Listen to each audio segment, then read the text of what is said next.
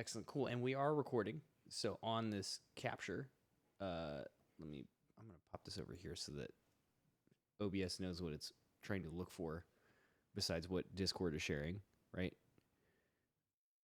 Actually, just do this so I can see both things at once. Okay, so I'm gonna repeat what I was saying earlier before I started recording for the YouTubes. We're already scuffing the recording, which is fine. The first track we're gonna be diving into is the wonderful character creation screen music Down by the River from Baldur's Gate 3, because Dusk has provided us a lovely remix titled Lead Where You Belong. He's looking for mostly mixing tweaks. This is the last time I used Pod Farm in a track, and I'd really rather not have to record the whole thing again in Helix, so I'm hoping he's good enough. I feel that in my soul, because as good as I think that the Helix is, and as good as I think that Helix Native is at replicating that, it is a different process from using Pod Farm, and it sucks moving from one thing that you know to another. And I'm sure that you've dove into Native at least a little bit to like get an understanding of it. It's never fun transitioning between two things.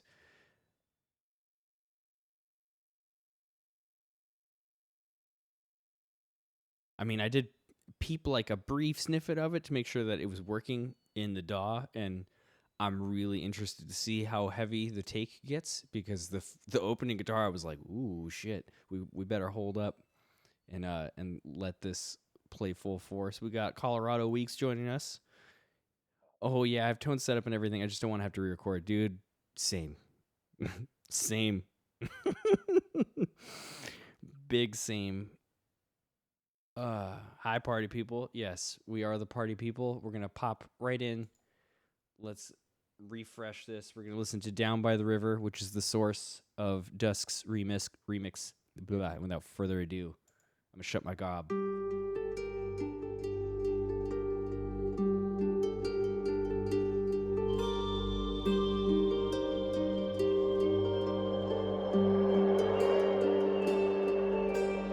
Lace your heart with mine. Let your sleeping soul take flight. Take me through the night. Down, down, down by the river. Down, down, down by the river. Hanging moon in fog. Mist will lead where you belong. Sweep me off my feet. Down, down, down by the river. Down, down, down by the river. Down, down, down by the river. Inky amber, swirling down. Just leave the flames and take a chance to be with me tonight. Take my hand and hold it tight, 'cause you and I are everywhere. The night is young. We're going down, down, down by the river.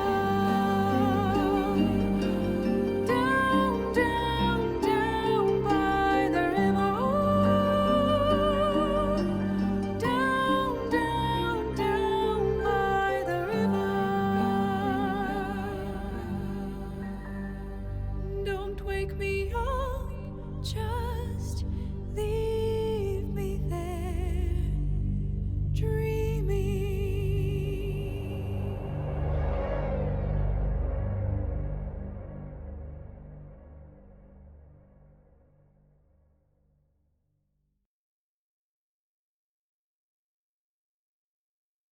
Well, yeah. So there's that, and it is pretty rad. Pretty rad. We got a really simple, kind of elegant, maybe 4 instruments total, really vocally led, right? I'm really interested to see what Dusk's take on it is. Okay, so his is named lead where you belong. Final version 2. We'll see if this becomes final version 3 without having to re-record stuff, right? I'm kind of hopeful that there isn't a version 3 and that version 2 is the last one. But you know what? Let's put some ears on and kind of see what we can hear.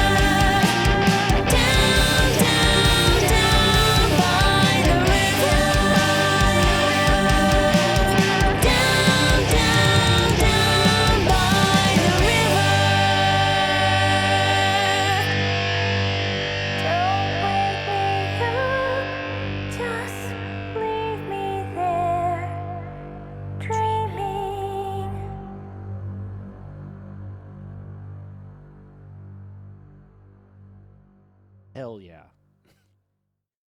Hell yeah. I personally am more of a fan of a kind of a sharper, more higher mid saturated guitar tone, but everything is well balanced in the mixed. Like, excellent performances all around. Like, vocally, guitars, bass. I get the sense that these are programmed drums and they're programmed really well. I loved how you changed the kind of the second verse into more of like pre-chorus kind of chorus extension, and really made the bridge a different sort of element leading into the guitar solo. Like, arrangement wise, phenomenal. There's like a bit of pockets of like looseness in some of the transitions, where the vocal enters. I think it's the second passage of the bridge, somewhere around.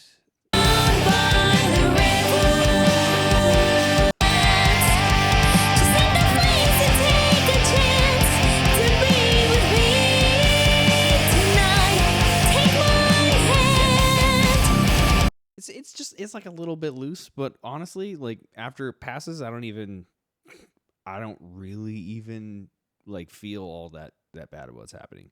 There is some clipping going on. I did notice it kind of spiked and like really kissed that red, or it kissed zero. Yeah, you probably have pushed this limiter as far as it will go. It it doesn't look as much like sausage as Span seems to think that it might, but honestly, the it's hard for me to think about like what like I could suggest to do differently as far as improvements. That like I have things that I would do differently based on taste, but I can't find a fault with how you've like I'm not really sure a negative to point out other than like the slight looseness and timings in the recording, which like yeah, you could nudge those around in the mix and like chop and really like get them if that's the sort of thing that you really want to do. But for the style, I don't know that it's necessary.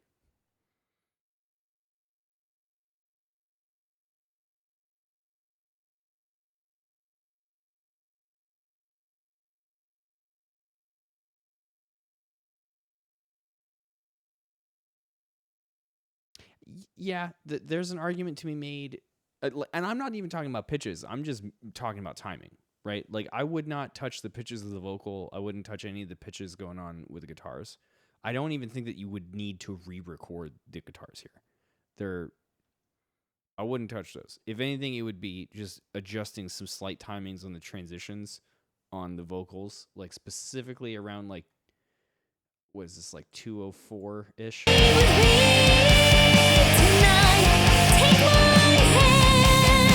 Like there are moments like that where it comes in just like it's a little bit loose, like it feels like it comes in slightly early on the vocal compared to the rest of the band.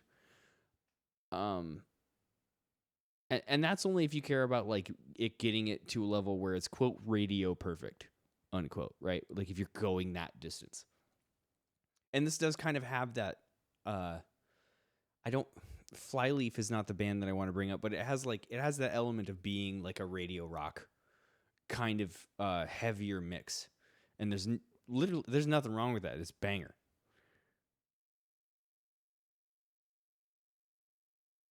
Right? Like thankfully this isn't like bands like Sonata Arctica, Blind Guardian, Stradivarius. Yes. I think even like Lacuna Coil comes to mind. Hell yeah. See, Pipco knows exactly what I'm talking about. Yeah. Like this is in that realm, and like in that realm how tight the vocal is rhythmically with the band plays such a big piece of it, right? Because the rest of the band is in that genre, the band is wrapped around how good the vocal is, and everything centers around that, like 'cause it captures the listener's focus. The blending between the violin and the guitars, like as was mentioned in the chat, and let me pop uh up.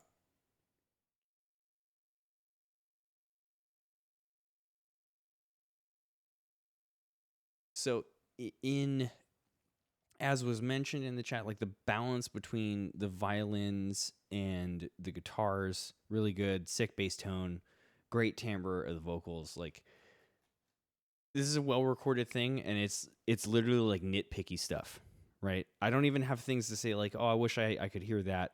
I wish I could hear like the kick drum a little bit louder. Like none of those things are wrong, right? I'm not hearing glaring frequencies where like, man, I wish I could hear that snare a little bit more. No, like this is tight.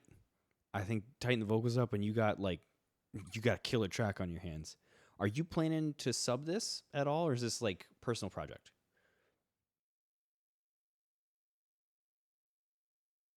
Hell yeah! I cannot wait to see this hit the judges panel and read all the incredible comments.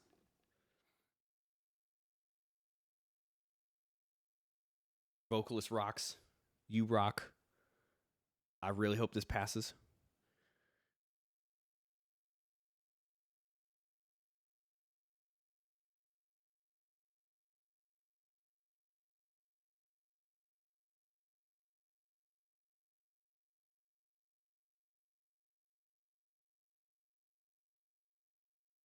Shit. Yes. cool. That one's like a real easy one right in the bag. The next one we're gonna check out. I'm gonna leave the option up to the chat here because we do like Pipco is here. Do we want to look at Pipco's track first since you are here in the chat? Like how much time you got? I guess is the question I should ask.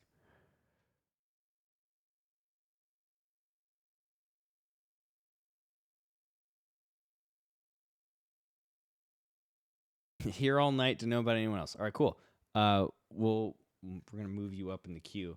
I was not sure if like what time was gonna look like for you as far as like getting here. So let me unmute that. So yours is, and I'm gonna do this little number. Pull it over. Close the Baldur's Gate tab here.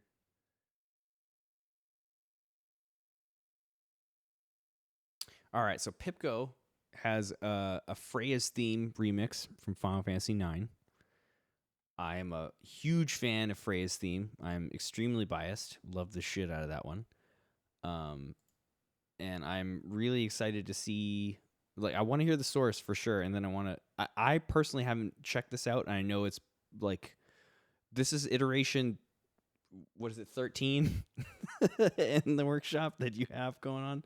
I'm really excited to see like what that's about because I didn't even get a chance to listen to it yet. So yeah, let's see if we can catch the first loop of Freya's theme, and then we'll dive right in.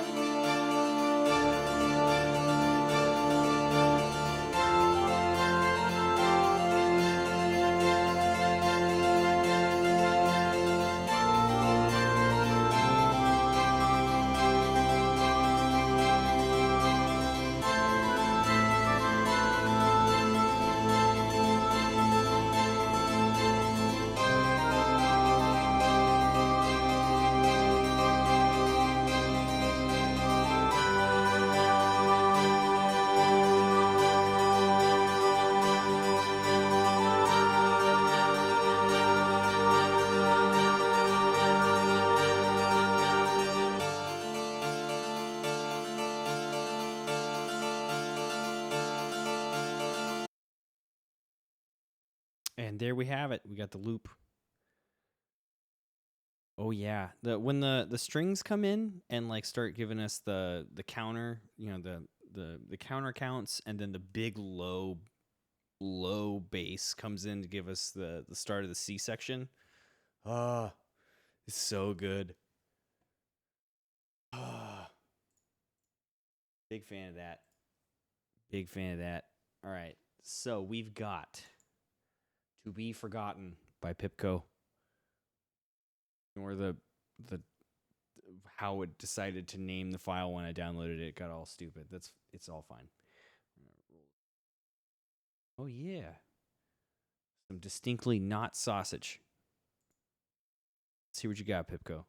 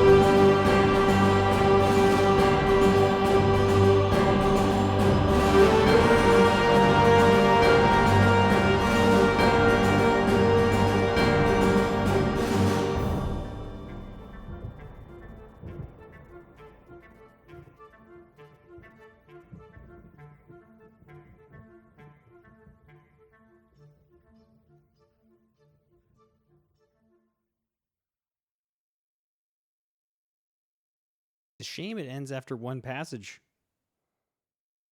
Like I definitely felt like I wanted more after we hit that. Uh, I guess it's the climax of the piece when we hit the C and we got that big, huge, kind of 4-chord sustain before we went back to the 1. I was like, I could see if I wasn't looking at the waveform, I closed my eyes, I would be like, there's got to be more coming, and then I could see that there's not. So I would love to see another set of development come in here. This would, especially because I remember, if I remember right, um, in the comments in the workshop, you were saying that you wanted to maintain having that large dynamic range, it being in an orchestral piece, so that you have like quiets and louds and not a bunch of squishing in between. That like it has that you can hear the drama inherent in the build, and you definitely have maintained that. I sort of wonder if it's I wonder if it's a bit too quiet at the opening because of that, but you sort of need it. You need a bit of quiet. I like where the kind of rain, the storm effects are placed, like where they pop in, because they kind of make the statement and then get out of the way as the song itself is building. Like once we get more volume, like good control to not keep having it in there, especially for like thunder sounds tend to just get buried in the mix and then create a bunch of mud. when they are not used as like little bits of peppering and flavor. Um, I think that's kind of what you were saying you were going for. Is there anything specifically you're looking for as far as feedback?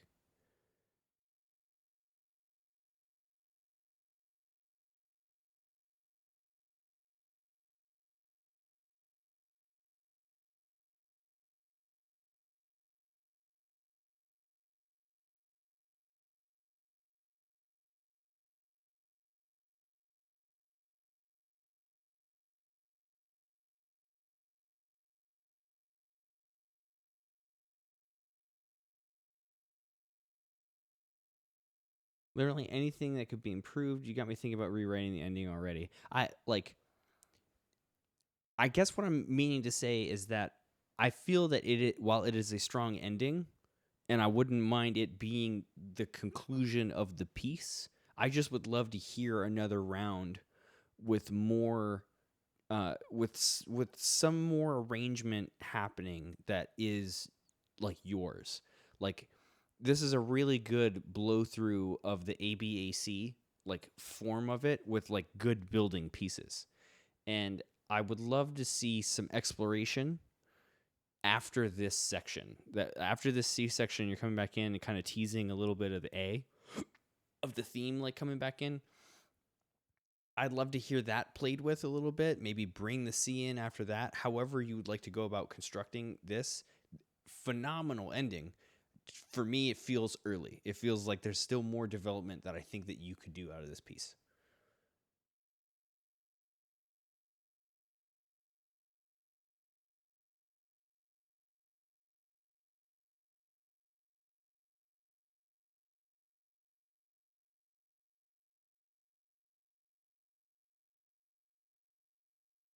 Of course. And if you gotta like, if you have to rest on this a while and then come back, like keep cooking on it, whatever is part of your process, I think definitely go in and do it. You have a great start right here, and there's more to build on. I'm unlike Josh. I'm not super in tune with what is good for orchestral balance.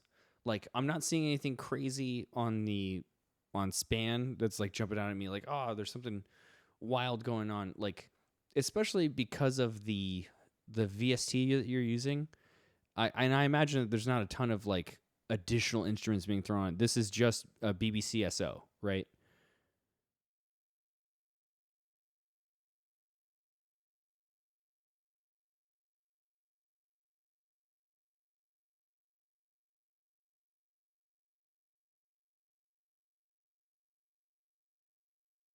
There's only 3 other tracks outside. Yeah, like one of which is the rain sound effects, the church bells, choir harpsichord. Yeah, like there's a really good blend with the instruments that you have.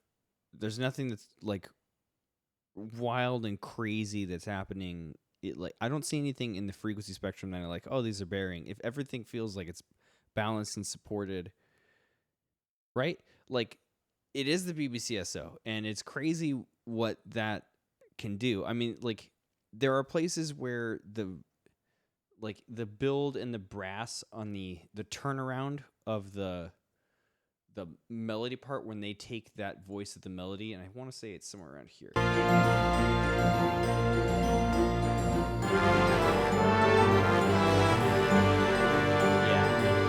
it's right about like when you can hear the brass take up playing the melodic phrase. It like you can hear the samples of that library getting kind of exposed because the brass, while it is playing it and articulating it, doesn't feel the most realistic phrasing of it. And it's just like because the library has a very specific thing that it's trying to do. Uh like you could play with it and see like the way that the phrase ends up happening in the brass. Let me poke it back just a hair. Like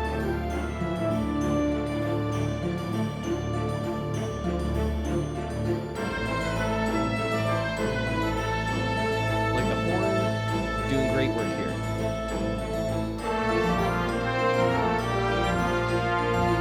It's starting to sound, the sample's starting to get a little bit exposed as bakey. Is that tuba and trombone, like it's the lower brass coming in and filling in right here.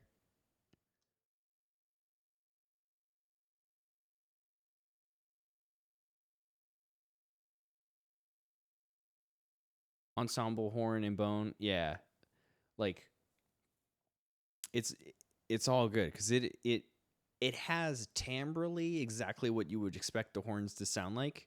The way that the notes flow in because of the, I don't want to say the lack of articulation, but the specific articulations that the BBCSO has are not good for like legato flowing lines out of the horns. They like the attacks come out like not stuttery, but there's like overlap in them in a way that wouldn't happen like from the embouchure of playing the horn. And it's a thing that the legato patch is too soft. It's so much less flexible. Even though like the rest of the piece, those are working super awesome. Like getting the articulations right out of these, and you're not the only person to feel this way. Like it feels so awful trying to get dirty. I don't want to say honky. Like that sassy brass sound when you're playing forte, fortissimo, and it has that rattly, shaky, like ugly brass noise that I like. I love that.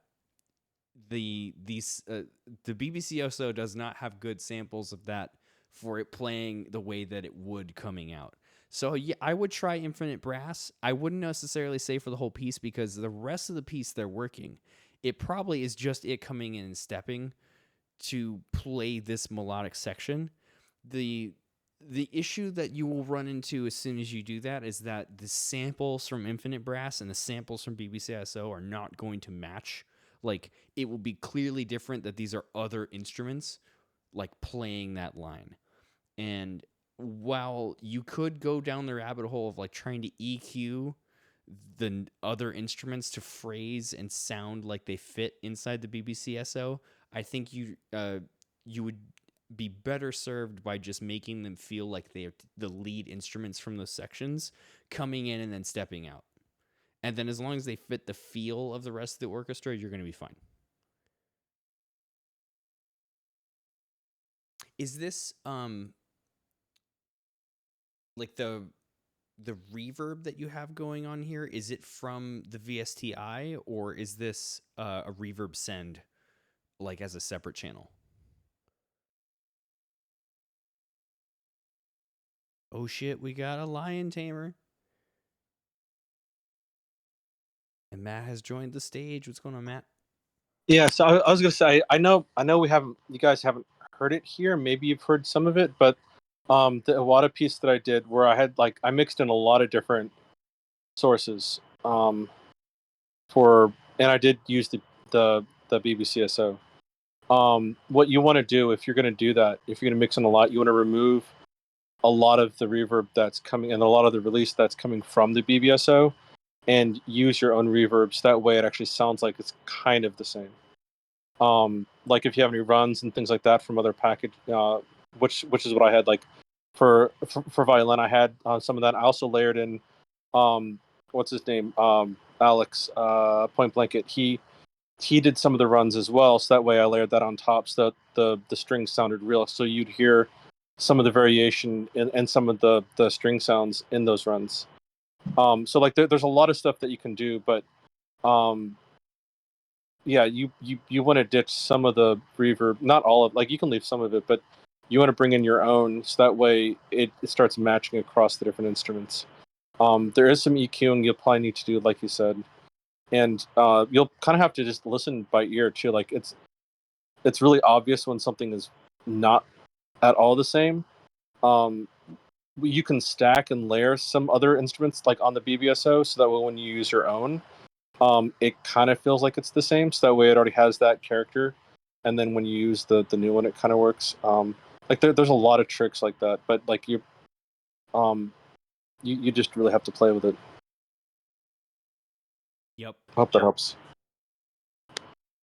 Matt, when you first started in, I was like, did he get an Australian accent out of nowhere? Right. No, I do not. Like for about your first two sentences, I was like, "Damn, that's super Aussie," and then you went back to your normal inflection. I mean, so my dad is military, so um, I pick up accents really quickly since I moved every year, 2 years. I went to 13 different schools. I think we moved like 15 or 16 times.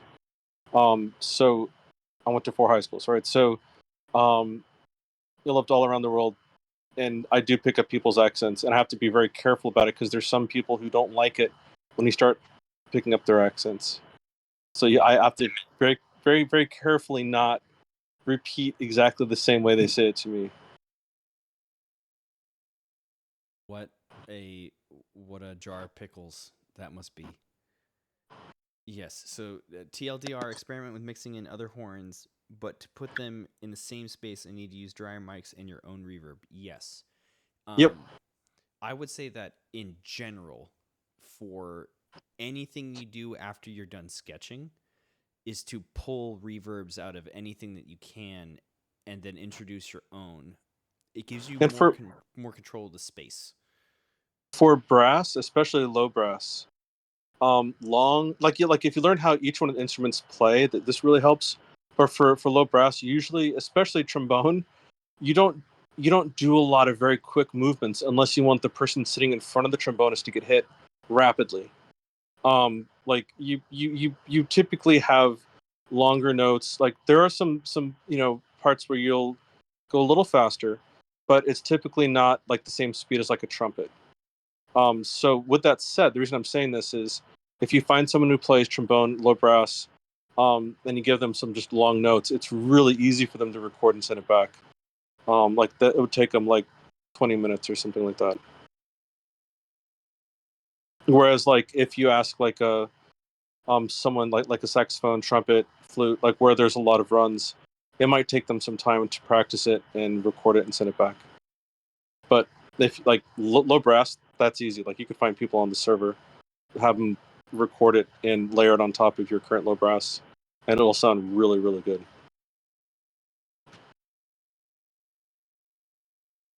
I don't know, like I recorded my own trombone like twice in the Awada song. I layered it on top of the Reason version of trombone and the BBSO trombone, so that way it has like it gives like a span of different um like it feels like it's a whole section.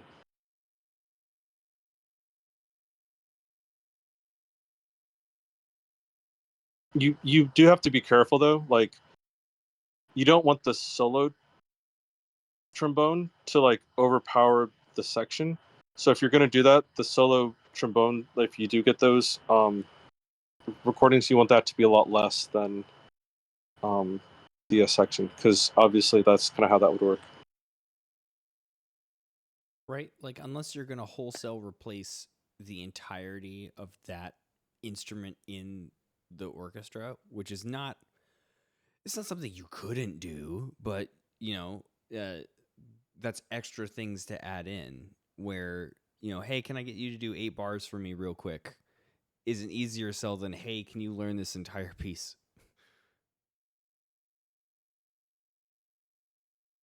Um, the other thing, what was I going to say? Oh yeah, so when you do have a solo, many times the soloist will move to the center stage to play the instrument and then move back to their seat. That's really common. So the reason I say that is when you have a soloist, you'll pan it to the center, Hmm. and like that's really normal. It is difficult to have that level of control on the BBSO, and I'll say that having Well, like I'm saying like if you're layering solo instruments underneath your section, you can then raise the volume and center the pan of that one is when it goes into the solo, and then you have it go back, so that way it sounds like they're actually part of that. Then and so it's not like you all of a sudden you have this random new instrument playing it from the center. Like where'd that come from? It's like, oh, I heard that before. It was part of the section, and now it's playing louder. It's in the center. Oh, that's the trombonist that happened to be the lead trombone in that section. That makes sense, right? yes, yes.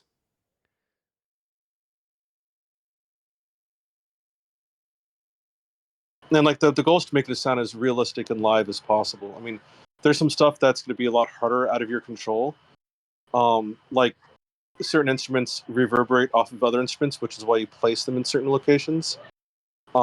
Especially the percussion pit, like the pit area. Like there's like a rumble you get when you play the same note that, like, say, a timpani has.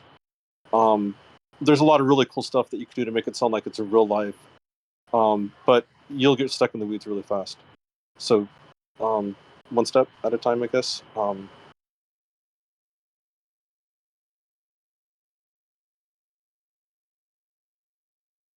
like the person who's really good at this is Zach. Like when I was talking to him, like, so I actually perform well, I've performed in orchestras relatively recently. Um, which is why, like, when I hear like a fake, not what I heard just then, but I'm saying, like, when I hear someone who's using something like condenser strings or like sound fonts, I'm just like, oh my gosh, that's so fake. Yes. Like, I just can't even. And it's not because, like, I'm really picky. It's just I've been around a lot of orchestral, like, live, performances to know when it's real and when it's not. 100%. I also want to pop in here and say that there's nothing wrong with having like verifiably fake sounding instruments, right? Like 90s and early 2000s backbone of sampled instruments is like is samples that went into a keyboard and then the playback of the samples. Like we're all incredibly used to hearing like not necessarily a prophet, but like there's a Nobuo's got his sample CDs, Yoko Shimomura's got her sample CDs, Koji Kono's got his sample CDs. Like we're all aware of hearing the playback of these samples layered in a certain way, and they're definitely not realistic. They have a certain character and tone to them. And so if you lean more toward in having the realism and you get that sort of uncanny valley come through, it ruins the verisimilitude. That's such a $1 million word. Verisimilitude that you have building. Where if you have it start being fakey and it starts to get realistic, that also kind of ruins your verisimilitude. Like you gotta have those balances in there.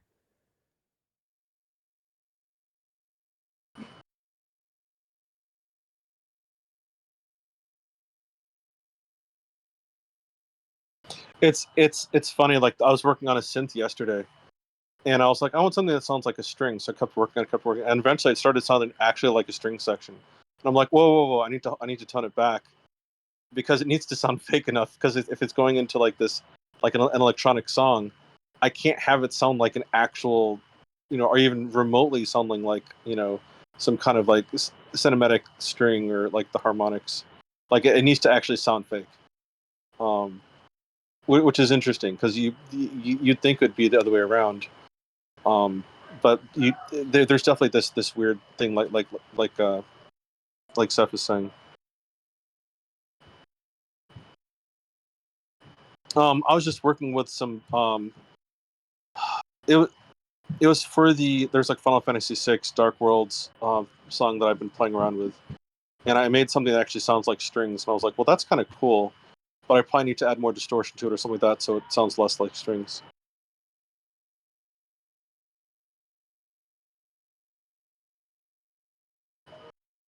Wild blend. Well, I think that's going to do it for Pipco. If you're cool with it, we can move on to what Heel Tactics has going on. Hell yeah. Looking forward to hearing version 14. Whatever you have cooking for your next section in there, definitely drop in the workshop. We're happy to listen to it.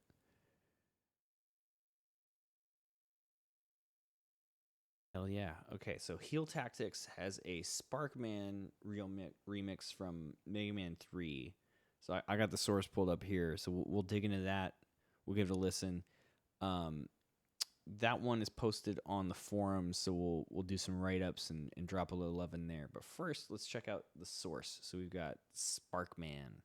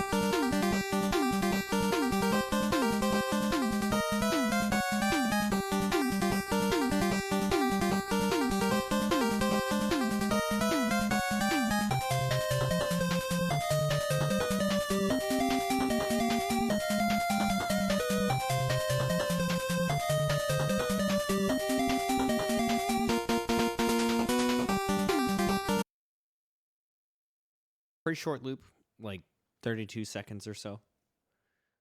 So let's get an idea of what Heel Tactics has done for the Sparkman Shock Rock RMX. I presume that's remix, but we'll stop making presumptions. Let's check it out.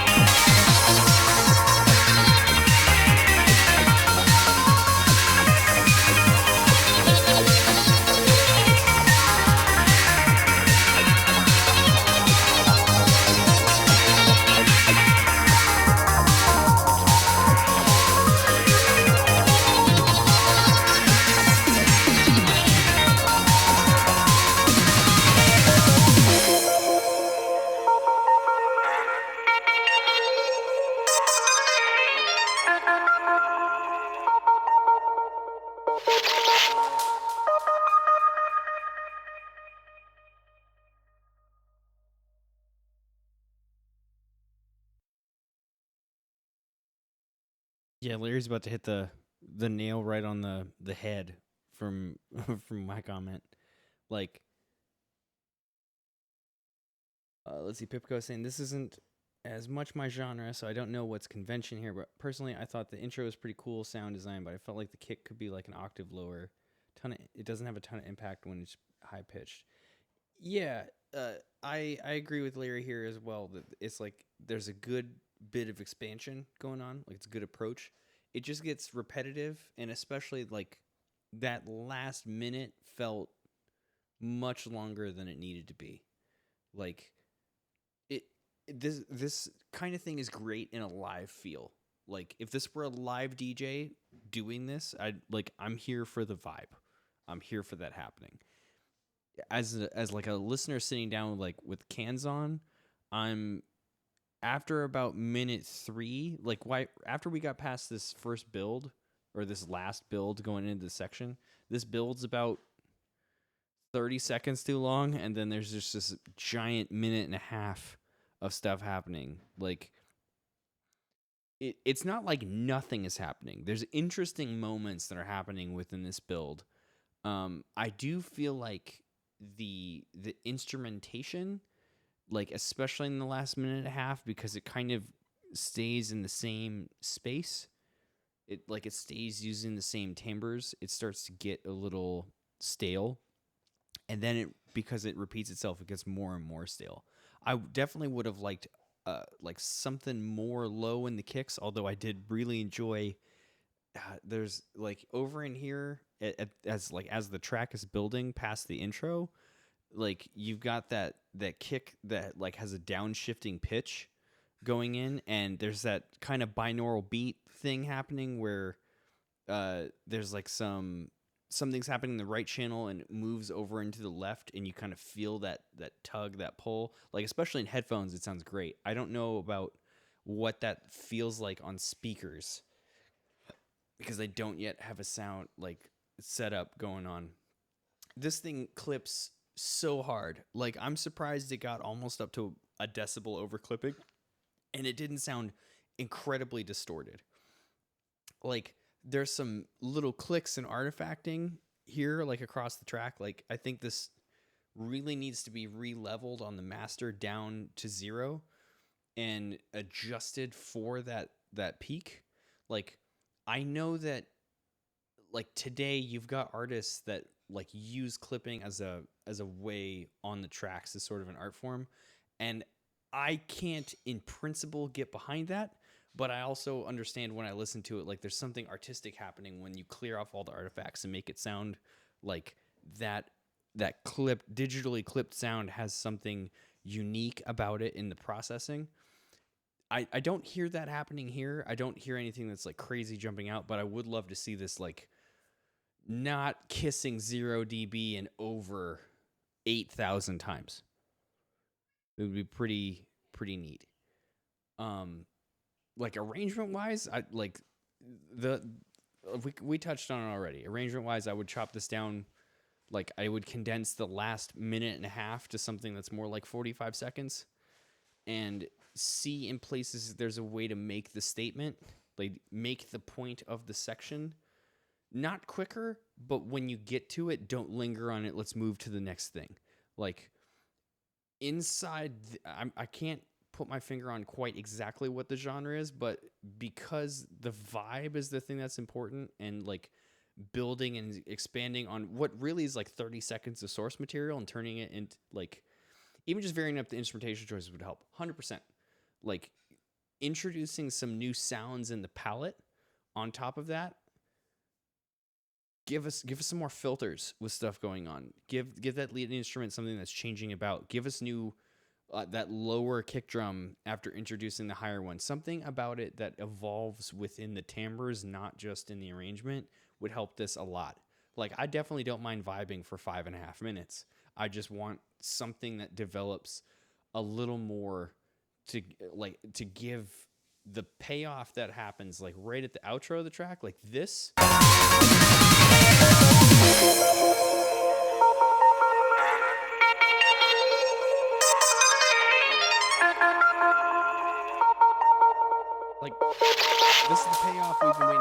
song. Like it is exactly the ending that I want out of the piece. I just don't want to feel sluggish 30 seconds leading up to it, so that when I get there, I'm like, fuck, I'm like, finally. I don't want to feel finally. I want to feel like, yeah, we got there. Yes. Right. And now, of course, how do we write that? Let me drop the link in chat to the post. So if you would like to write up your own review, you may. There are some reviews on this already. Gario popped in and mentioned some stuff. Narnian commented that the first upload was a little borked.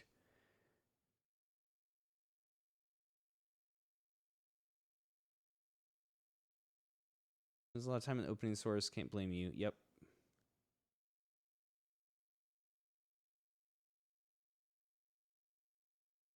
I mean, I wouldn't mind seeing another revision on this before it going to, like, I hope that this gets subbed to the panel. I just hope it's after whatever the next revision is, so that it's not like chewed out immediately for being like a minute and a half too long in the current iteration, right? To see something that looks a little more like success, this needs just one more polishing pass. Got my share screen while we do this because no one needs to see me type. Maybe I can do.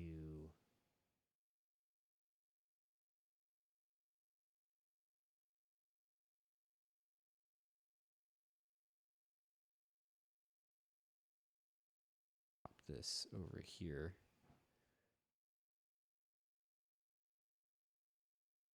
Share. This one. There we go. We'll give some more jazz to do crime to while we type up this review.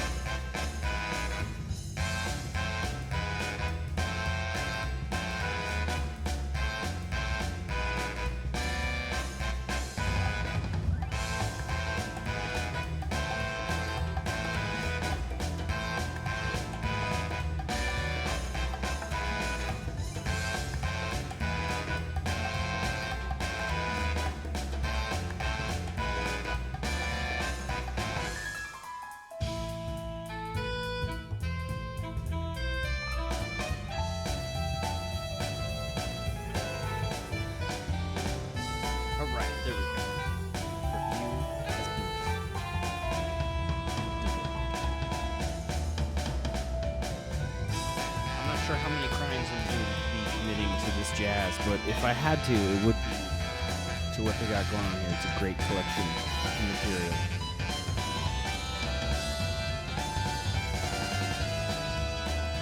Oh, let's see what we have next.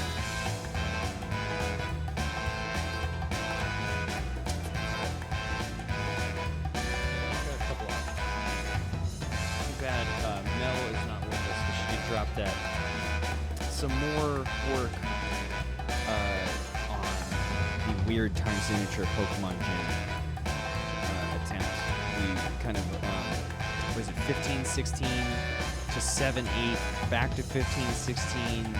Like, there's just crazy stuff happening in this Pokemon Gym leader track. And I've got that in the queue. We've got one from Rukunetsu that's on the workshop. There's one that I can't find the source for, and I haven't listened to it, so I can't like really identify kind of what's going on. Like, we've got options. What sounds like something you all would want to dive into first?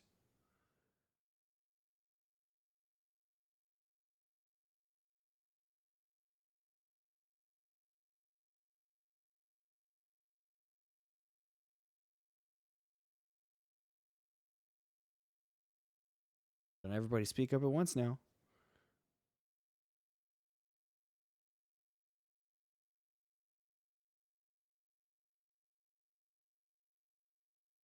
Oh, I see. Okay, so it is my decision. All right, cool. We're gonna check out Mel's track then. if it's up to me, we're gonna check out Mel's track. It is not the gym leader battle theme, but it is the gym theme from Pokemon Red and Blue that's being remixed. And it's good to keep this in mind because it is a wild and crazy ride through really odd time signatures. So let's just keep in mind what the source sounds like.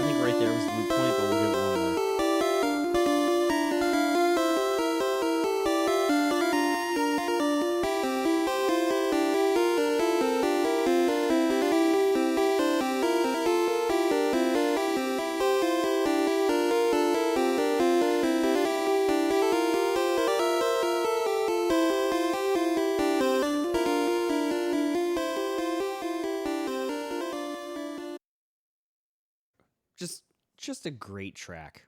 It's so, like, in a minute, I guess it's like 28 seconds of source material. It manages to capture like Triumph, and you haven't even won yet. Like, that's like, it's really good writing on them Pokemon cats. So yeah, now let's hear it done in 15, 16, and 7, 8, and we'll see what other crazy ass time signatures Mel Decision has thrown onto this. This is Pokemon Gym Weird Time Sig.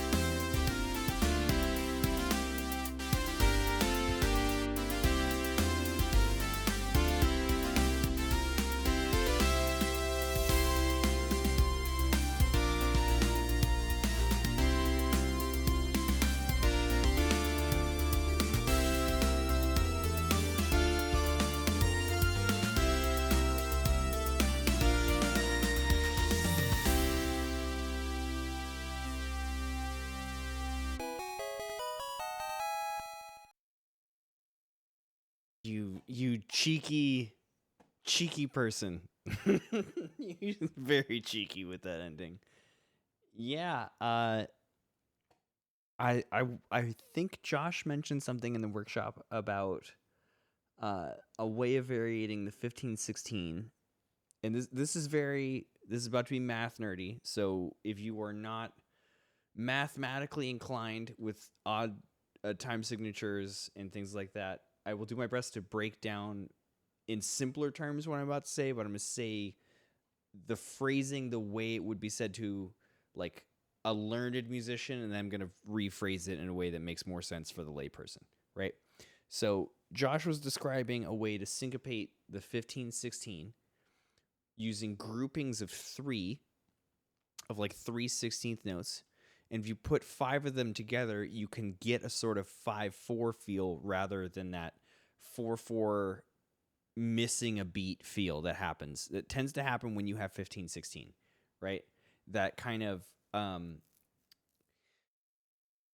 this is yeah, it becomes like a compound 5/4 feel, like you're playing it in triples, like in triplets. The 15/16 here that Mel is introduced feels kind of like in Dune when you're walking on the sands of Arrakis and you're trying not to walk rhythmically in a way that will bring the worms to you, right? Like it's just ever so slightly not on time the way that you expect, which is cool about 15/16. Like that's one way to come about it. You can also get that compound 5/4 feel by placing things in groups of 3.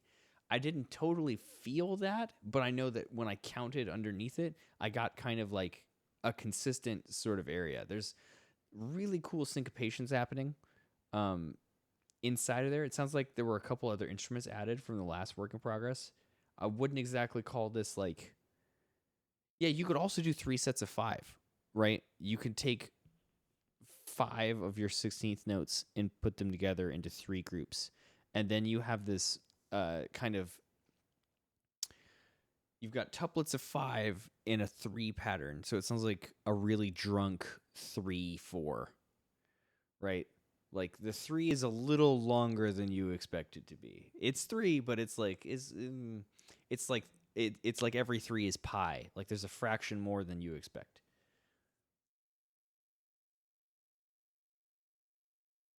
I wasn't expecting the ending to come so soon.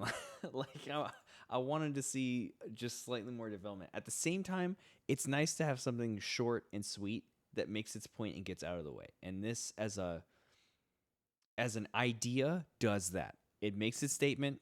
It doesn't meander. It doesn't elaborate the point. It doesn't belabor the point. It says what it needs to do and goes. Right?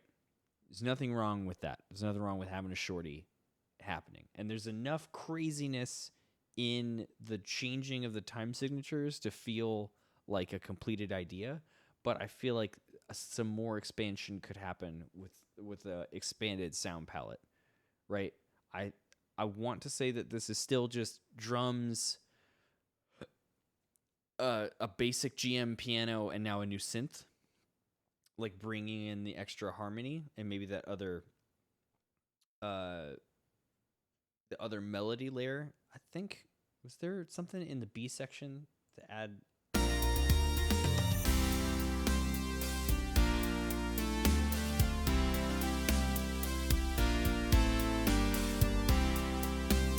Yeah, it's still just 3 instruments. But it's like there's a lot happening with these 3 instruments. If this were pressed down and mixed up to, like, if it was mastered up to a level that was like standard listening volume, like compare the waveform of Heel Tactics, a bit of sausage, to this. Like there's a very big discrepancy in volume. If this were mastered up to that level, I wouldn't hate it. I would feel like there's probably one more instrument that could go in there to really fill out some more of the space, but I also wouldn't be like it's totally shit. The question is like, what instrument otherwise would you introduce? And you probably take the left hand of the piano out and replace it with a bass synth or a bass guitar. Something just give a little more texture in timbre like to go in with it, separate from the synth that's in there and the piano. Like this is like the piano's not trying to play like super humanistic piano. This is like a GM. I can't. This is like a General MIDI Windows wavetable kind of like blocky piano instrument happening here, and you could change it out for something else, but I think it's doing exactly what it needs to do against the drum set. Like it's holding its own. There are lots of ways that Mel could go about this, but like as far as like a completed idea, this is it. Like it is exactly what it says on the tin. So I don't know if this is going to be something that gets further fulfilled out and further like expanded upon. But if this is just like, hey, I played with time signatures and that's the idea, mission successful, right?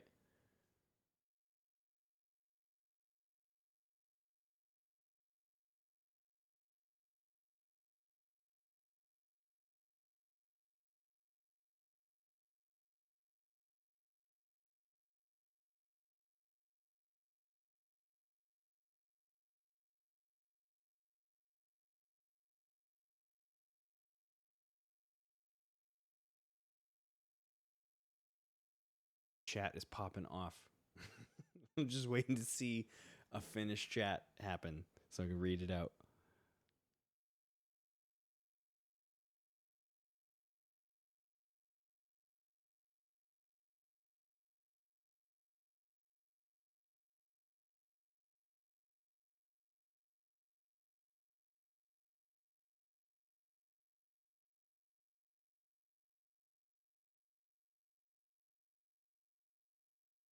Since I have a captive audience, it wouldn't be a bad place to say, for those of you who are interested in Dwelling of Duels, the all of the tracks got posted for July's theme, which was a free month. So there's the count is 34 main entries of all kinds of different games. In fact, there were not 34 Final Fantasy submissions. There were only like 6, right? People chose other games other than the Final Fantasy ones for free month, which is absurd, right? There's lots of great stuff that got posted in there. Voting closes tomorrow at 10 p.m. Eastern. If you have not checked out Dwelling of Duels before, they're another music community. A lot of DoDers take part in OC Remix by posting their stuff, and there's some OC Remix heads that are taking part in DoD, making some cool stuff that eventually ends up well, not all of it passes the panel, but there's a good chunk of stuff that's made for DoD that gets worked on either a little more after the stuff gets released, or it's worked to fit more of the format for OCR, goes to the panel, and then you end up hearing it on the site. The recent the Man PF post for a Crash Bandicoot, the NEO, that was a DoD entry. That Lucas piece that came through that was Chrono Cross, that was a DoD entry. There's a lot that come out. So if you are interested in hearing some wacky, bonkers, at least 2-minute takes with a live instrument, that's Dwelling of Duels. I believe it's dwellingofduels.net. I'll just leave the link in the chat. They would appreciate you all. They would appreciate anybody coming in, listening, and dropping some votes. The voting system's a little strange, but it still is a voting system nonetheless. It's worth your time to check out. And yes, their logo is Alucard from Symphony of the Night playing guitar. It's a kick-ass logo. Anyway, that's enough bloviating out of me. The next mix we have up is, I think we're gonna do. Don't open that. I think we're gonna do Rukunetsu's, which is Shinobi 3.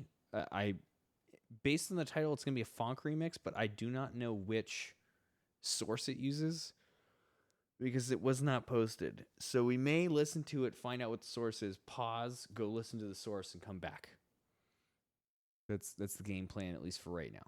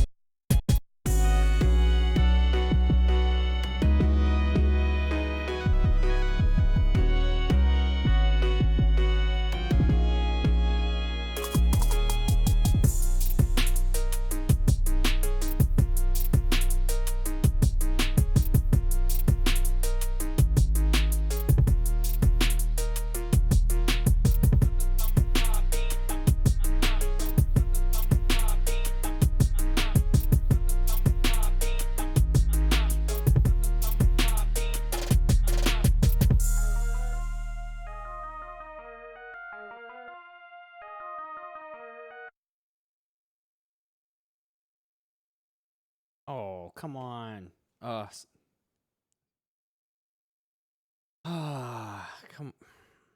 That was the ending hurts. Like there was room to have a real ending in there, and then we didn't get it.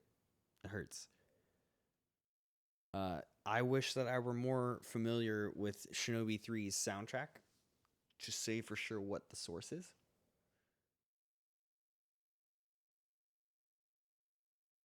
I'm gonna feel really stupid if it's here in the title.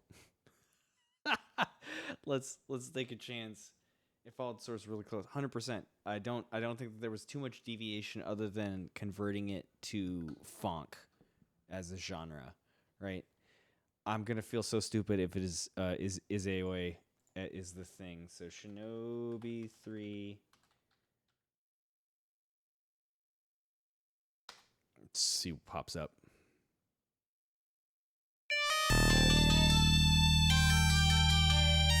Yeah, I feel dumb.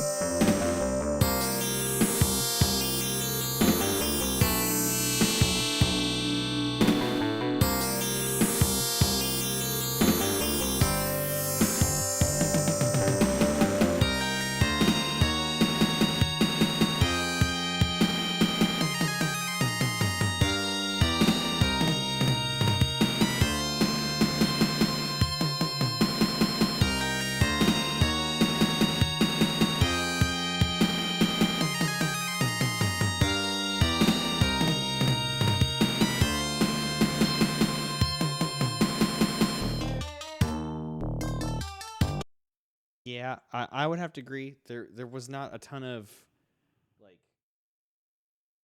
I wouldn't say that there was personalization in the arrangement other than that there was the genre flip. Which is like it is a way to do it. I just would have wanted a little more out of it that was like personalized. It's definitely more like a cover.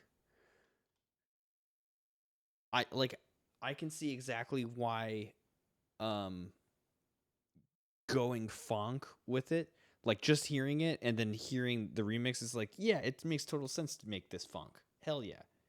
What's going on, Hemo? Welcome in, Miller. We got some new faces in the audience while we're delving into, unfortunately, a cover track, but a pretty good cover remix, right? Going on here.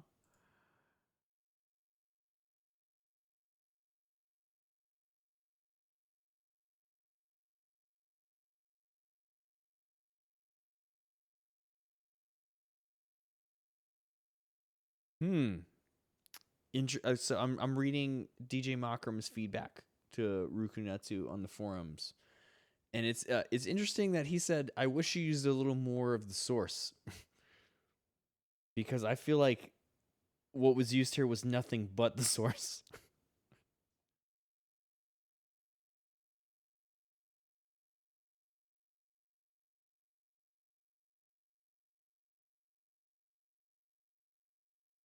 I don't know. It's hard really to weigh in on this one because it's so much more closer to a cover.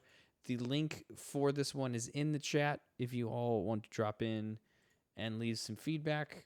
I'm going to put on more jazz to do crime to while I write my own. So we'll just pop that in here and enjoy some jazz to do crime to.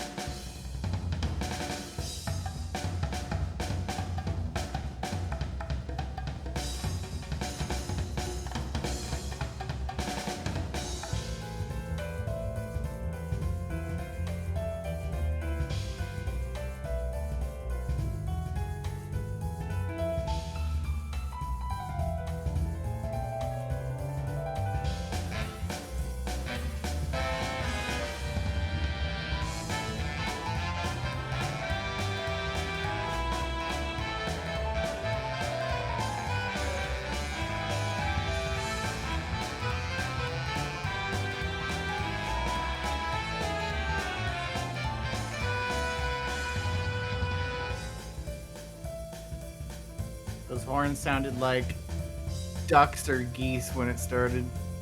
Yeah, it's very Honky. very honk. Hello. How's it going, Hemo? How you doing? Tired. I feel that. Feel that in my bones.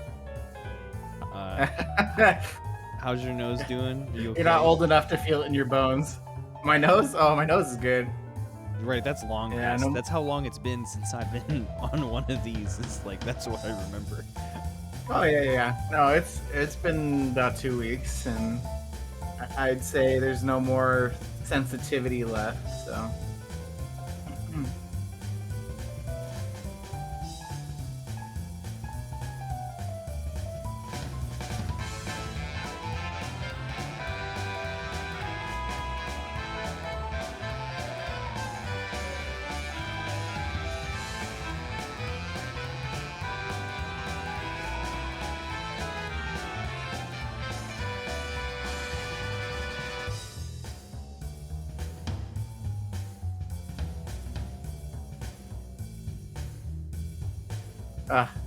Love the walking bass. Hell yeah.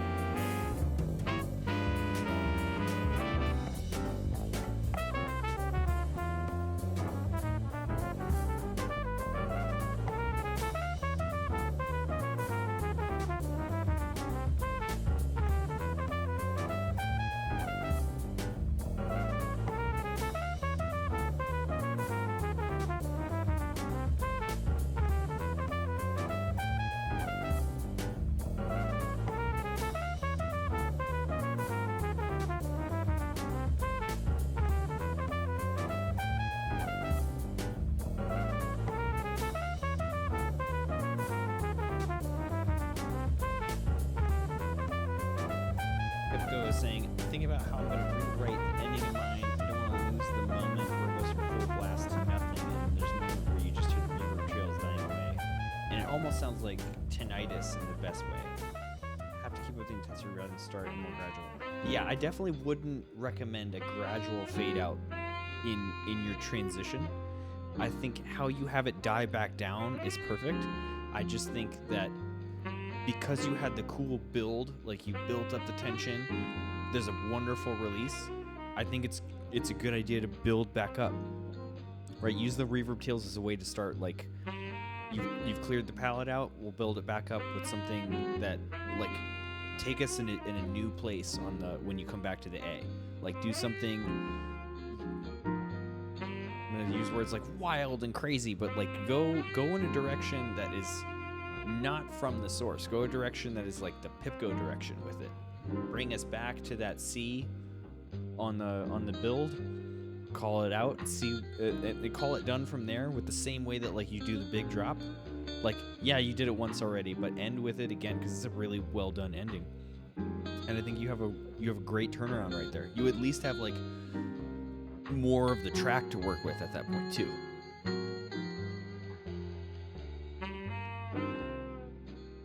I think that is the last WIP that I've been able to dig up that is something that hasn't gotten a ton of attention. Right? There's one on the forums from Narnian Warrior, although that was supposed to be subbed to the judges panel and not necessarily posted on the workshop forums. So I can't in good conscience give it feedback while it's on the panel. I can, but it's not helpful right now because that mix is on the panel where it's going to get like as much or more feedback there, and then we can come back to it on the second run around. Is how I feel about it, right? I think it's more worthwhile to handle it on its second pass.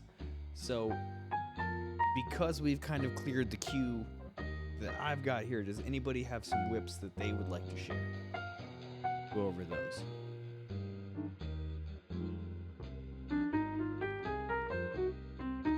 General topics of discussion or cool too. I'm also about that because the stage is open.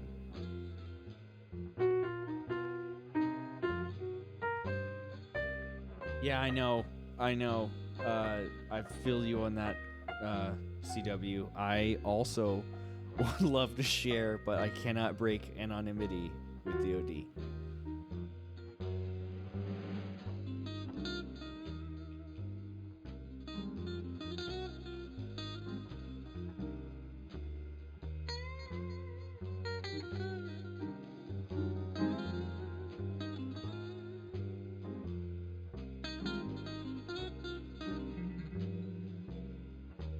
We'll have a good chat about it next week. Hell yeah.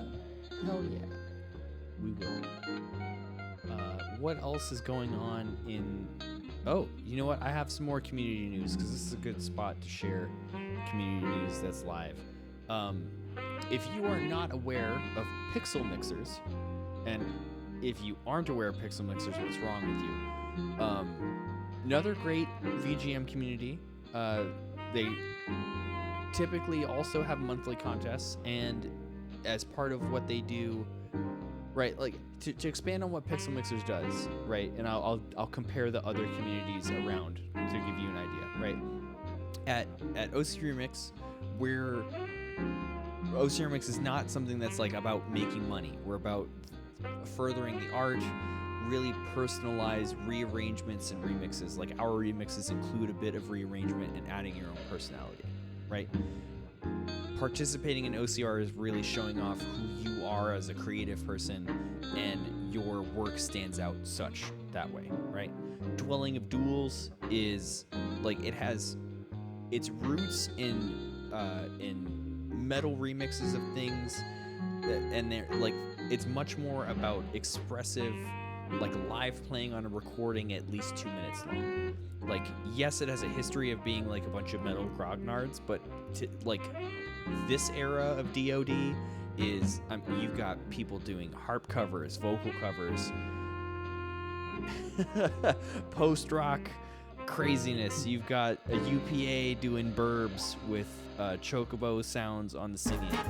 You've got vaporwave, you got synthwave. Like everybody's playing a live instrument on it. It's really it's a chill place for how like OCR's like Discord's got like 2,200 people in it. Dwelling Duels has like 600, and those 600 people are more active than the 2,200 people here. Like it's a big vibrant community if you like to perform live and test your things in a contest environment that way. Pixel Mixers is about having some of that personality on licensable content. So if you, and I gotta turn this down because now the music's getting louder than me. It's super a chill. big jump. Yeah, like so much for mastering this all together, YouTube. Pixel Mixers is really about like, hey, all this VGM. If you are a performing musician and you would like to be on tracks that are licensable and on the streaming platforms, like so that you can get a little bit, and I do mean a little bit of revenue from being on Spotify, Apple Music, YouTube, etc. with those remixes, that is a community that's looking to do those, right? Like in the same vein of like Game Chops, and is it still a dirty word to say Materia Collective? Like, have they finally gotten past that spat of bad PR, right? Pixel Mixers, to bring it back full circle, they are going to be doing they're doing pre-claiming for tracks on their Final Fantasy VII Rebirth and Remake record. They're doing an album of it coming out. They have tracks available. The way that pre-claiming works, there's a whole thing. I can drop the link to the Discord if you are interested in making like stream licensable Final Fantasy VII remixes. They're like, that's good. Like they have that cooking, right? They've got a Golden Sun album coming out soon. They just did Silent Hill. The next one they have coming out, I think, is Earthbound or Mother 3.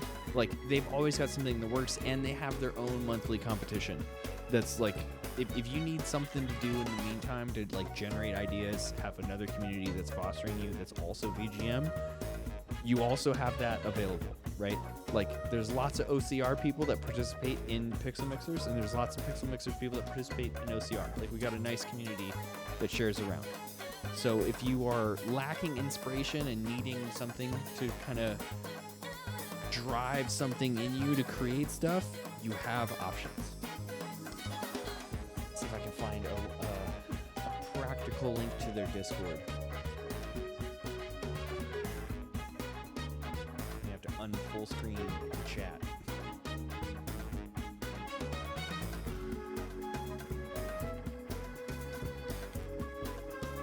I cannot at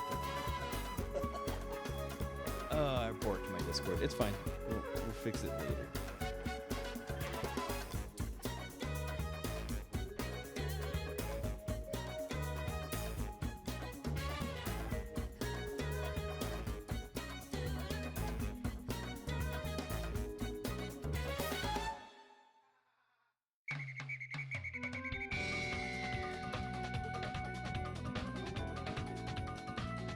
You know what? I cannot swing a link real quick, but if somebody can pop that in the chat for those interested, it's there.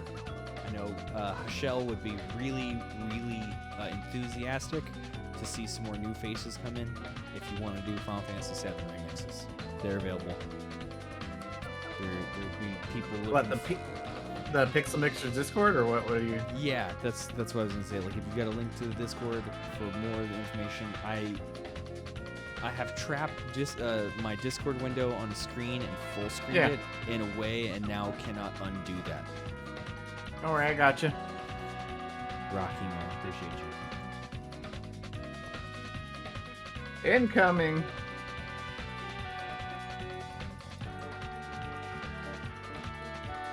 Oh yeah, and other kinds of cool stuff happening soon with OCR. Always.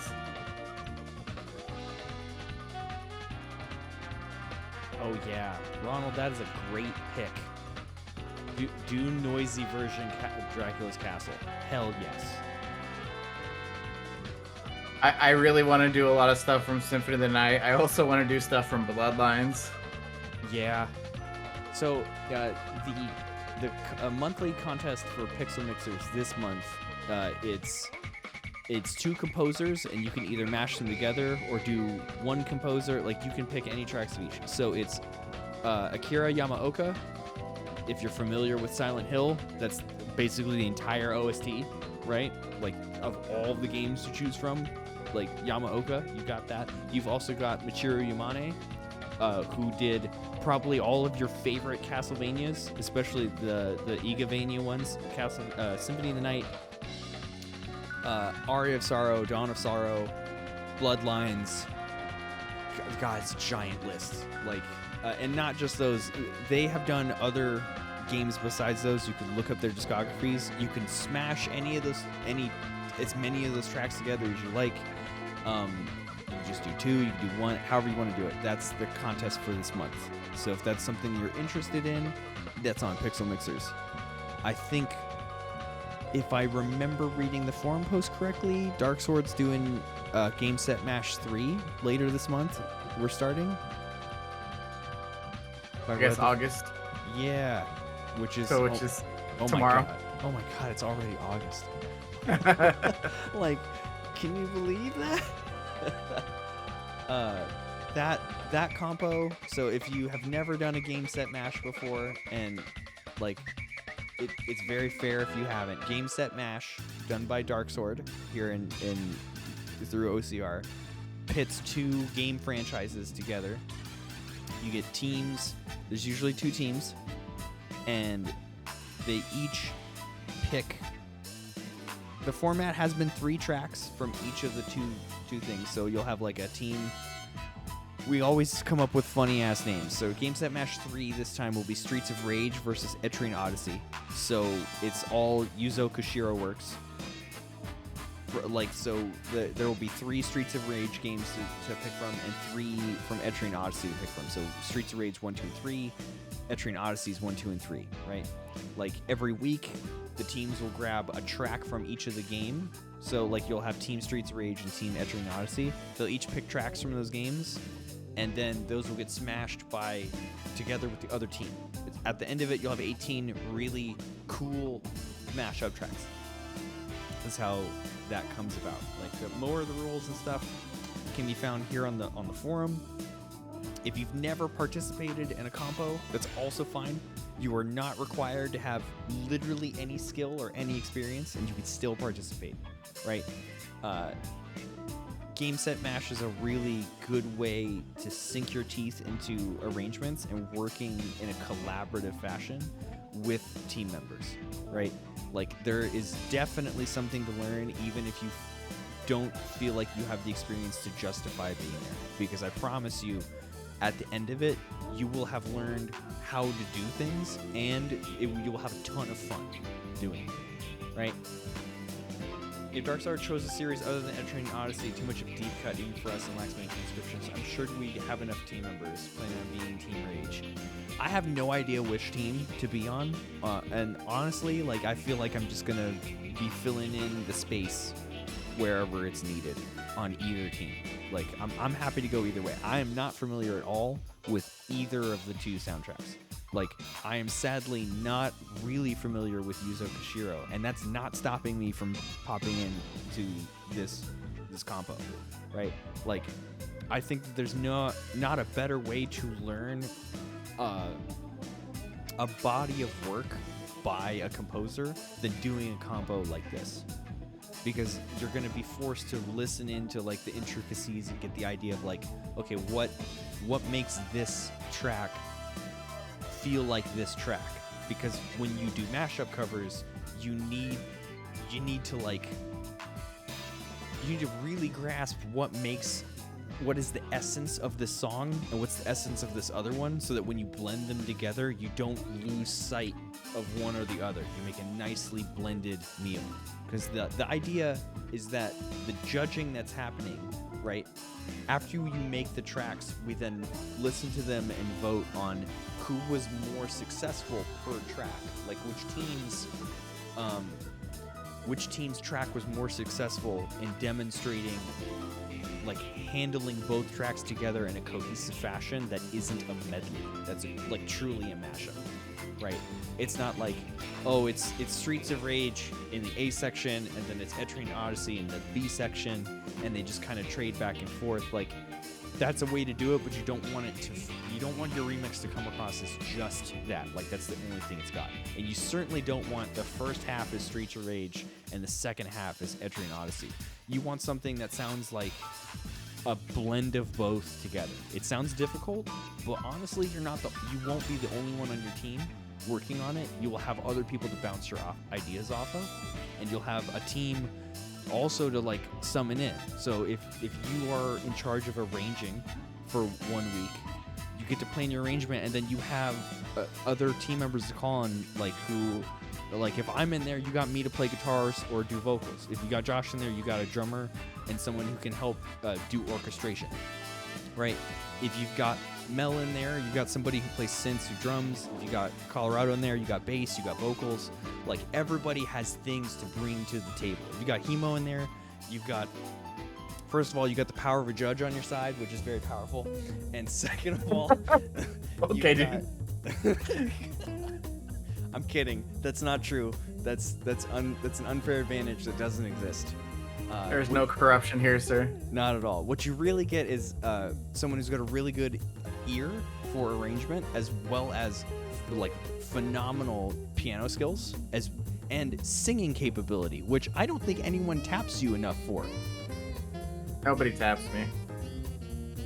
That's a shame. See, if you get Hemo on your team, get some vocals out of this guy. I'm not participating this time. God damn it, dude.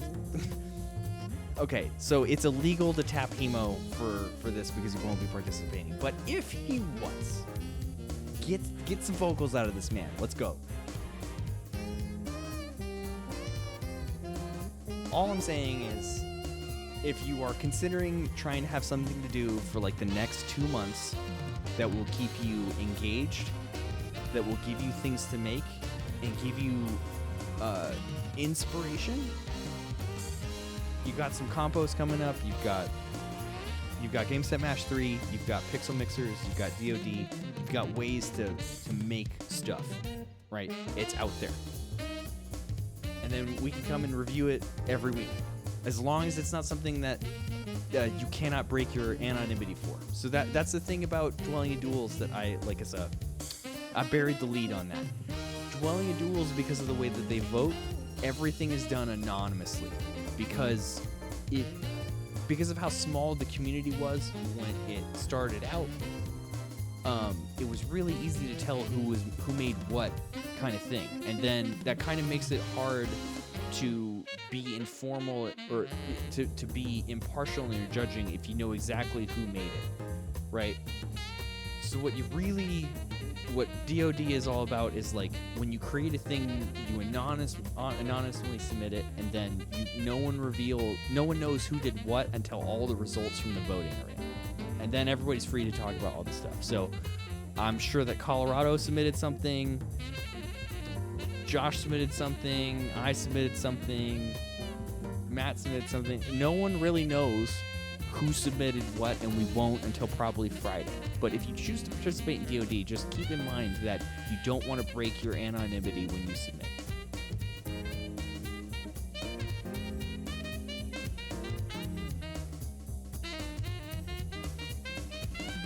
Yes, the loudness wars. How big can you make that sausage?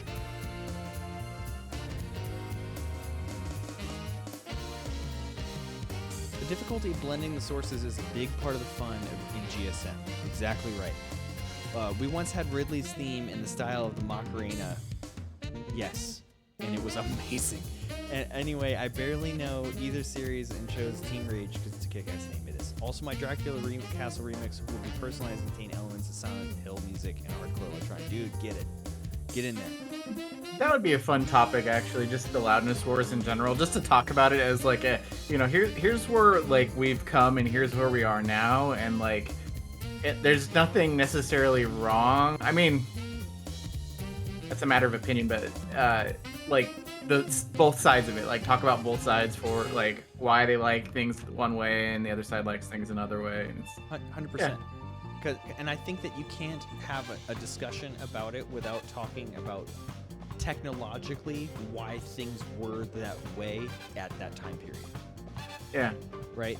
Like, if we're looking at the graph that Matt posted in here, and let me see if I can pop it over onto. Yeah, exactly. I don't want my to say there was screen. anything wrong with it, but you know, some people prefer one side over the other these days. But 100%. The in 1979, right? Like, what people were listening to music on, like, this is the first advent of having like a stereo system at home with like a power amplifier and like large size speakers like in your entertainment center. A lot of people are still listening on turntables because that's what's available, right? CDs have not really come out yet. It's going to be a few years. So if you wanted something louder, you would just turn your system up, right? And you were making mixes to be pressed onto vinyl, as well as cassette tapes and 8-tracks. So all three of those mediums have a different idea about what that needs to sound like on the medium. And then you get CDs that come out in the 80s. You get the first advent of digital music being able to listen to instead of analog. It has a totally different sound, totally different amount of headroom that you can mix to. You can suddenly get louder because you're not limited by the physical wax of the vinyl. You're not limited by what frequencies that specific brand of tape can deal with, right? And as digital stuff got better and better throughout the years, you could get louder and louder. 2009 hits, right? Like, after the whole kerfuffle with Napster and file sharing and all of that madness, it becomes clear that you can suddenly stop doing physical media to hold all of your music files. And you can go to doing digital, right? Like, you can go full on streaming it as a service, right? This is we're talking before the days of YouTube and Apple Music and Spotify, but iTunes is right there. Like, the iPod came out roughly that time period, like 06, right? Like, you suddenly have the ability to put all that together. So you can get as loud as you want on them, and you're going to take it with you. And now everybody can be as loud as they want because more people are making music not hampered by just the industry. And so everybody, like, in order to get more plays, you want to get as loud as you can. Get louder and louder and louder, right? You try and reach the breaking point of how loud you can take something before it's like utterly distorted shit. Well, and like, that's more of a modern take on it too. Like, you think about it, like back in the late 80s, it was more like, just how loud can we get it because louder is better. Yes. Because, you know, there was the perception that like louder just sounds better. Well, it was also like, so for the radio, they noticed that if a song was slightly louder, it got more plays, people liked it more, and like it ended up getting more requests and things like that. Because like if you produced a song that was low, people would feel like it didn't have power, it wasn't good enough. But the thing is, it's all relative. So they realized that. So they kept trying to push and crank and crank and crank. And it's stupid. Sorry. It does get pretty stupid, right? Like, the idea that you got to keep pushing, you got to keep pushing, you got to keep going. Like, Wow. I have a video that I used to refer to explain to people what the loudness war is, and it's now 17 years old. that's how long this argument's been going on. Yeah. And at that time, like, this video is kind of more from the slant that, like, non-huge is better. They were more in favor of, like, pre-loudness war kind of thing. But they make it a pretty compelling argument, I have to say. Yeah. But anyways. The modern take on it is from Dan Worrell. And if you're not familiar with Dan Worrell's YouTube, like, this dude cracks open plugins and tells you what's going on with them.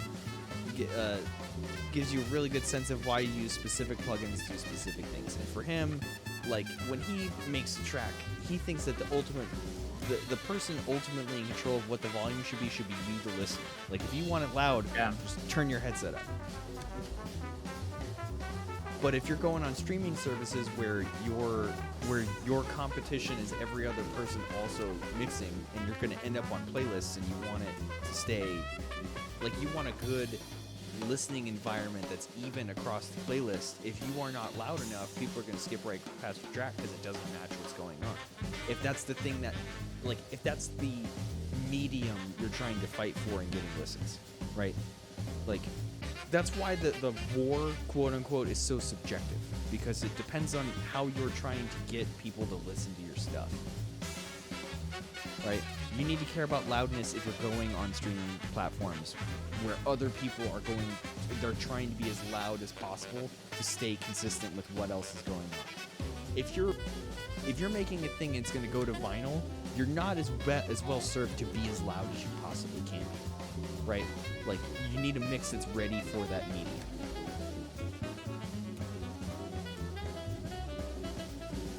And yeah, Blixer, as long as I don't advocate the destroying of eardrums, but like, you can get crazy with stuff now with 32-point float, like for getting things to like clip, for clipping your signal without it digitally destroying itself when it comes in. You can do all kinds of crazy stuff now. You can get louder than you could possibly thought you could have 10 years ago. The question is ultimately whether you should. And that's not for me to decide. Loudness is a good track for phone alarms, 100%. If you need the thing to get your ass up out of bed, that's how loud it needs to be. Like that's if that's your measure for how loud your track needs to be, make that your baseline standard. That's not what I'm gonna do, but you feel free to do so.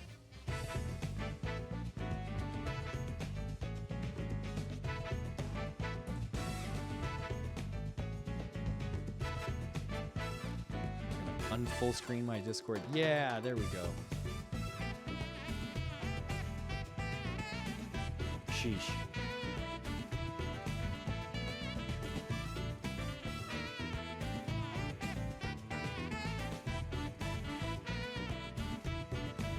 Turns out if you have if you put one of your monitors port your view and then full screen Discord over in it, you can now not unfull screen it because it hides the button. And as far as I know, I can't figure out the hotkey for it to just full screen it, because it's certainly not F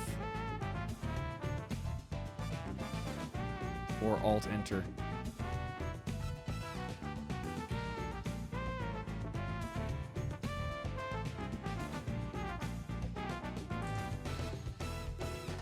They were like, no one's ever going to use this. I have tried Alt F4, but since I am recording with OBS to get all of this Discord, it would not be a good idea for me to Alt F4.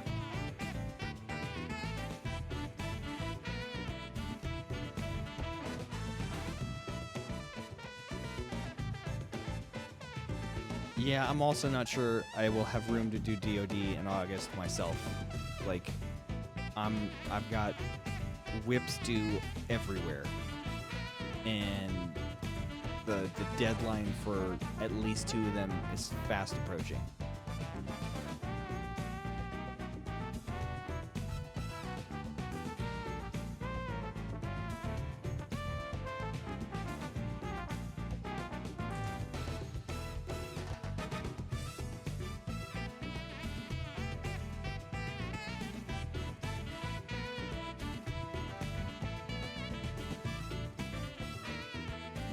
I can't believe you have 5 tracks for the Star Fox album. That's insanity. Two, like one of them's almost done. I'm waiting for the guitar part. Like, it's literally done. I just need the guitar part. Mm-hmm. And then the other one, I think it's done, but it's drum and bass, and I'm not great at drum and bass, so I wanted to, I want someone else to listen to it, like other Flexstyle or someone else. And then once they give the approval, then I'll go and submit it. For sure. The one that bothers me is the 5th one. It's supposed to be collaboration, and one of the collaborators hasn't even started. God damn it. So, Dropping the Yeah. ball, collaborator. and Why? that collaborator happens to be a judge, but we won't point fingers.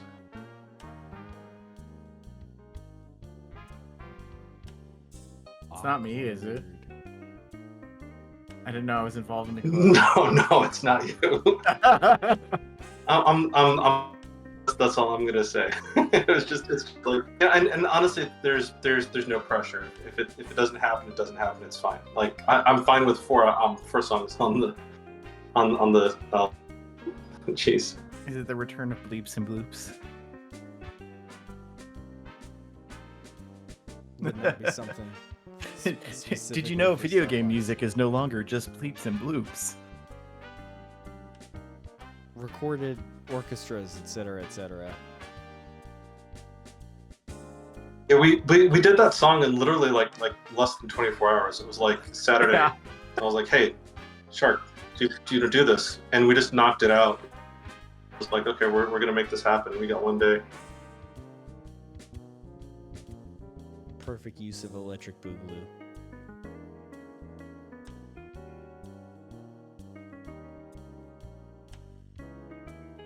I think Josh and I are waiting to get our last collaborators pieces in. I think have we secured a second trumpet player? And we've got a second trombonist that we're waiting on? I don't know if there's a second trumpet player we're looking for. By the way, howdy y'all. So Howdy. good to see you all in the chat. You could be louder, if you don't mind. Yeah, I suppose I could be louder. No, T Story's concern was whether the parts were going to be divisi or if it was going to be like literally. Unison. Yeah.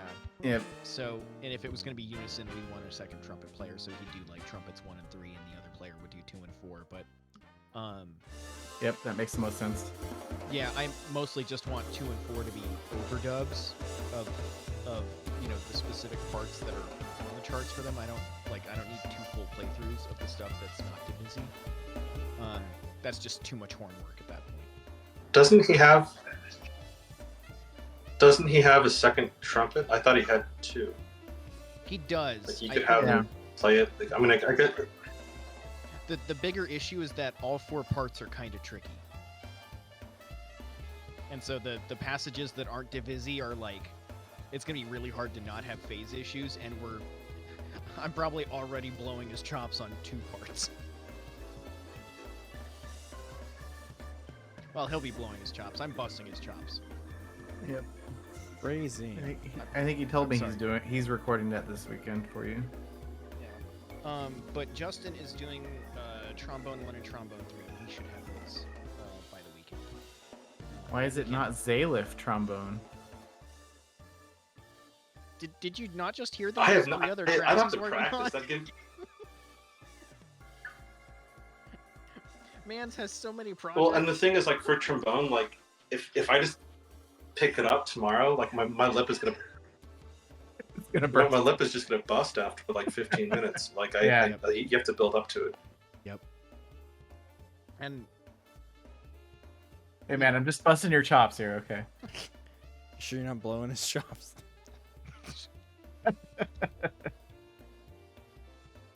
here we go again. Getting real kanky in this chat. Oh no. No, I've got T Story lined up for after you guys. I didn't mean to write difficult parts. It's just genius that I am. I found a VST instrument that has some extended articulations and techniques, and I was like, "Ooh, those sound really good. But that should spice up the arrangement." So I threw them in there, and here we are. Turns out that shit is really difficult. It also turns out that T Sori is the kind of guy that will do that difficult shit. Mm-hmm. Yeah, he likes it all. Did you guys end up cutting back the Mars bit? Yes. Yeah, we've cut it in half. It's only 1 pass through on it instead of 2. I was not happy to do it, but for the good of the song, we did it. Catch you Cool. later, Zayliv. We'll catch you later. Forward to hearing it again in a more complete state. I have heard it Yeah. with is it Dewey's trombone that we have? Mm-hmm. Oh, do we know? Yeah. Mm-hmm. And it sounds way better with a live trombone. And Yeah, I didn't hate the synthetic ones we have, but like it's true that like a real trombonist on the track makes a huge difference. Absolutely. Yeah, like when I started getting parts for Wii Sports, like I was like the same way. I was like, oh, wow, this entire track is pretty much live. It Like- comes alive so much. Yeah. And especially if you've got like crazy slides, you've got like cool, very honky, brassy blares. Like there's just things that a live trombone will do that with you can get close with a synthetic trombone, but it never gets exactly the way that you want. Where the performer, oh man. Like, there's a reason why the Inception Bwom Bwoms sound great, and it's not because they're synthetic. They're real as shit.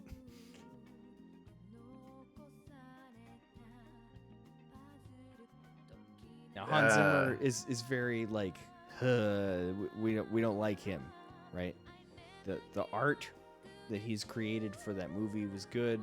Him as a person, giant sack of shit.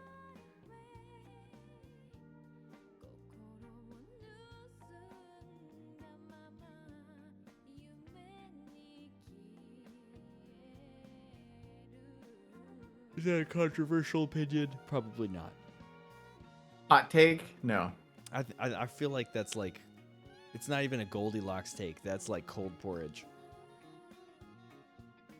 There's For a like second, I thought you were gonna say Coldplay, and I was like, what? no, that like I don't think you can do a Coldplay joke after Goldilocks. It just doesn't really, you know, like it doesn't logically follow.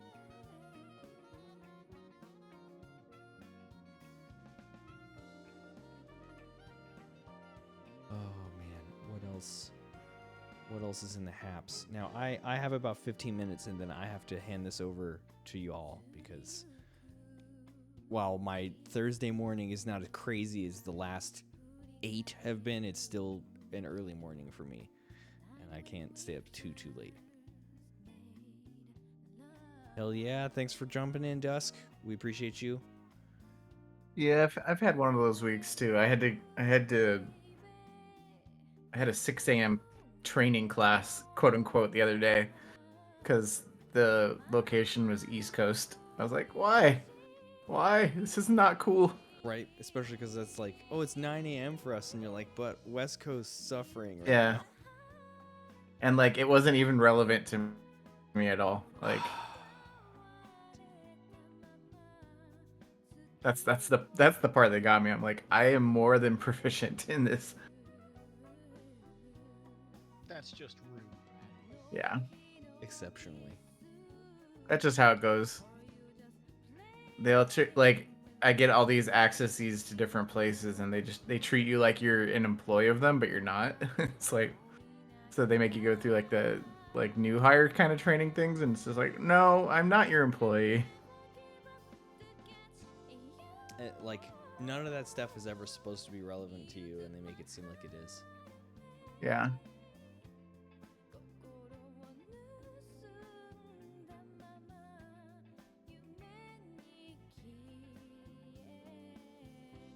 So what's next for you guys after you finish Star Fox? Hmm. I mean, like, if it's DoD, cool, I get it. Don't say anything. But I, aside much from as- that. as much as I would like to do DoD next month, I cannot physically fit it in to what I have going on. I have the version 1 work in progress for an FF7 remake track for Pixel Mixers Do. The specific track that for that one is The Day Midgar Stood Still from Remake, Okay. which is a fucking great original track in there. It's got it quotes Hurry Faster or Hurry Up from OG FF7, but it shifts it to 5 instead of 6. It does a lot of like crazy time signature jumps, and then it has a really soaring chorus. So there's a way that I want to take it that's kind of like a perfect circle ish. Like I don't know. I don't think I'm gonna add vocal to this one, but like it wouldn't be out of the realm to put one on. I just am not like Pixel Mixers doesn't want you to write original lyrics to stuff. Like if a song has lyrics that are licensable, use those, and then don't do things that make it hard to sync license the track. Is basically like the guidelines. So I have to make a version 1 of that because I submitted the WIP last month, and the version 1 mix is due in August. I have to finish Children of Light for OCR 25 because that's due September 10th, and like we're trying to have the WIPs ready by the end of the month. So I need to finish vocal recordings. I need to get everyone's vocal tracks on that and do a vocal pass. Like that one's gonna eat up most of my month, like just between those two.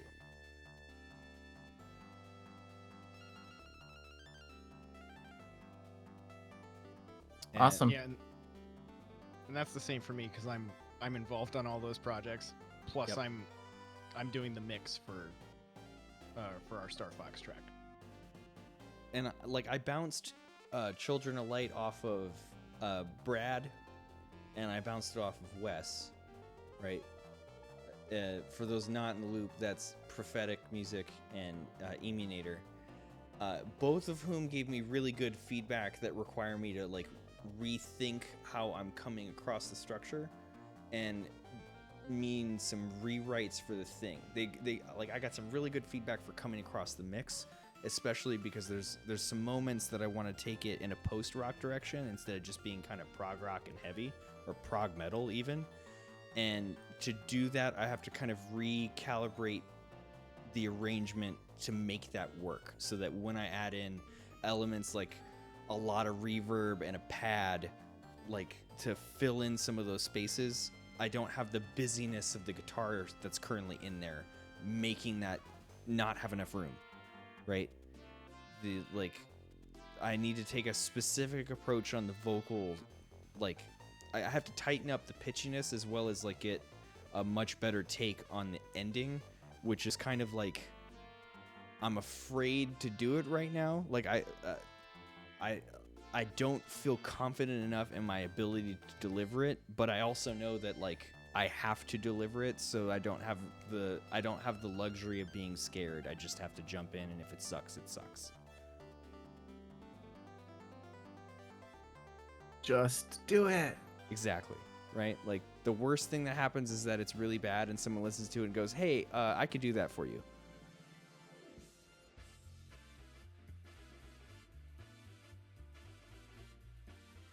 I don't necessarily want to bother Cyril, but if push came to shove and he had like a day where he could come in and knock out like 8 bars of a vocal real quick, Ask him. Yeah, he would be my guy to call up if I have to phone a friend. He is very nice. Just ask him. 100%, especially because it's a power.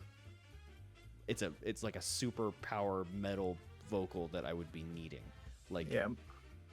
We all know he's the guy. Just prepare for pitchiness.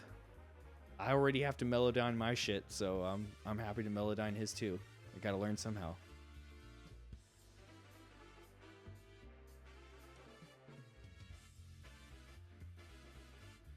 Yep, that's a fair point. If I somehow get through both of those, what else should I tackle on the plate? Probably Mel's Feel Motivated track, which I no longer remember what the source is. That one requires like rewriting the instrument section to make sense for it being played live, because the way that it currently is going, it's synth guitars, right? Like, Is that the Chrono Trigger? no, or that something one else. I'm not have I can't help with that one because my plate is so full. Like this is another track separately. And Yeah. I no longer remember the source. I definitely would remember Minoria Cathedral because that track fucking rules. Yeah. The arrangement on that one's great. Yes, it's just like executing the guitar lines that will help the mix by having a better performance, 100%. As far as I know, they found a guitar and a bass for that. Oh, nice. Pretty sure.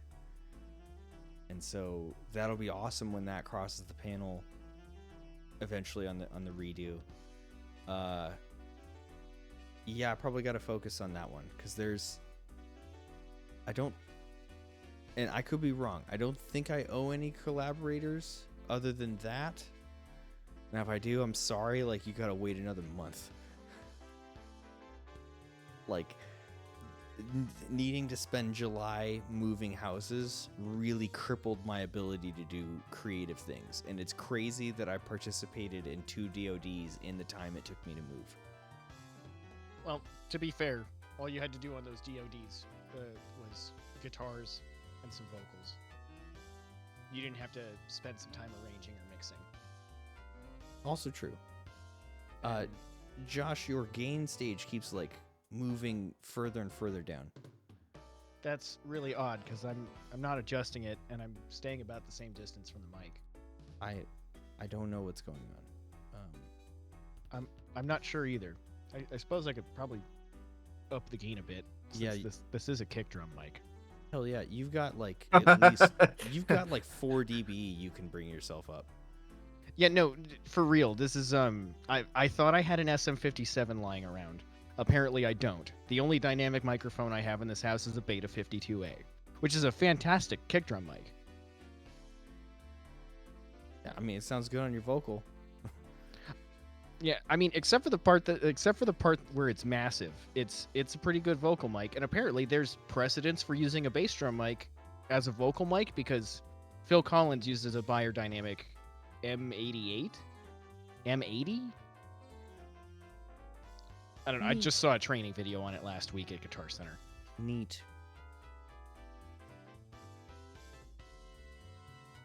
Well, any adjustment that you made sounds better, so thank you. All I did was turn the gain knob to about 3 o'clock. I had it at the 2 o'clock position for the AT2020. I mean, you could go to like 3:30, 4 o'clock if you wanted to. It wouldn't suck. Okay, how's that? Yeah. Because I think I can bring... Yeah, because I've got you like 160 in Discord. Now I think I can bring you back to 100 now. Okay, good. Yeah, there we go. Do the thing. What about you, Hemo? What you got on your plate?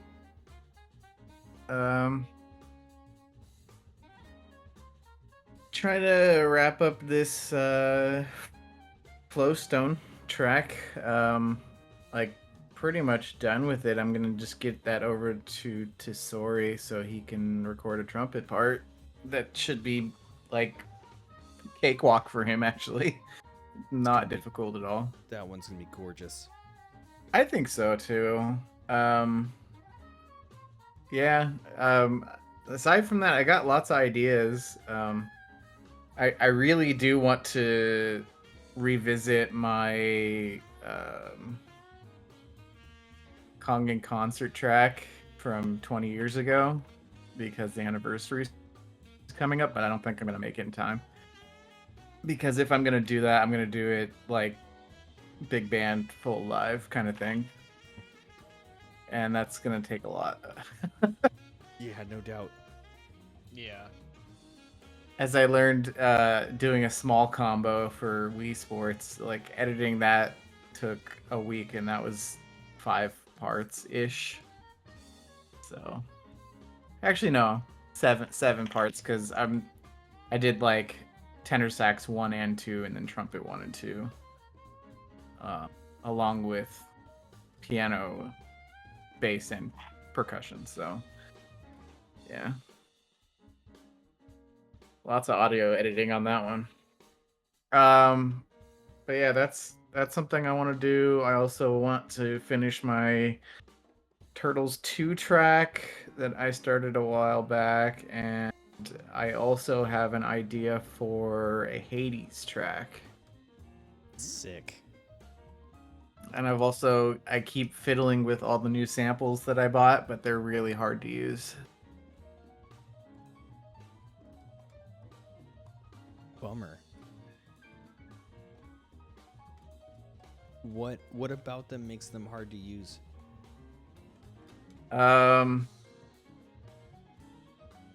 Everything is controllable.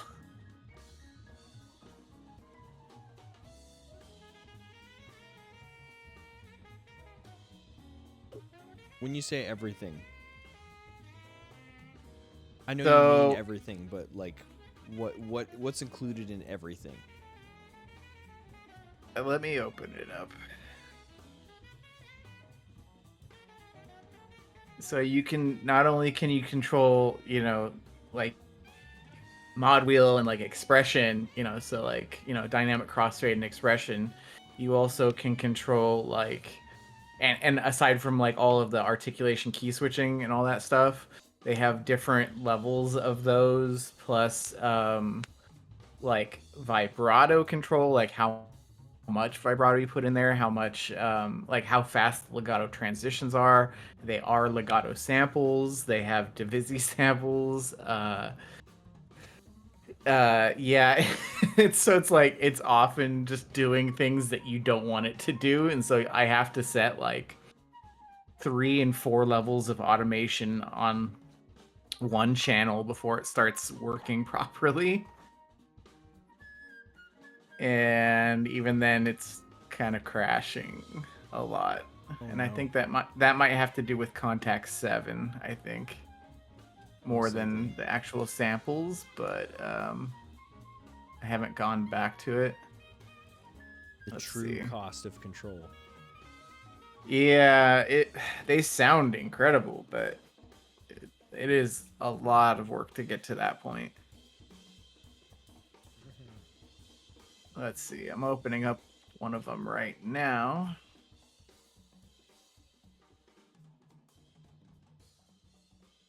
So I got modern scoring strings and modern scoring brass. And then I also got Museo 1, which is different company, but it has a lot of stuff in there that I've been wanting for a long time. So modern scoring strings, I just opened it up. So not only, like I said, volume and dynamics, you've got the vibrato control, you've got, switching between legato and sustain, even just on the legato side of things.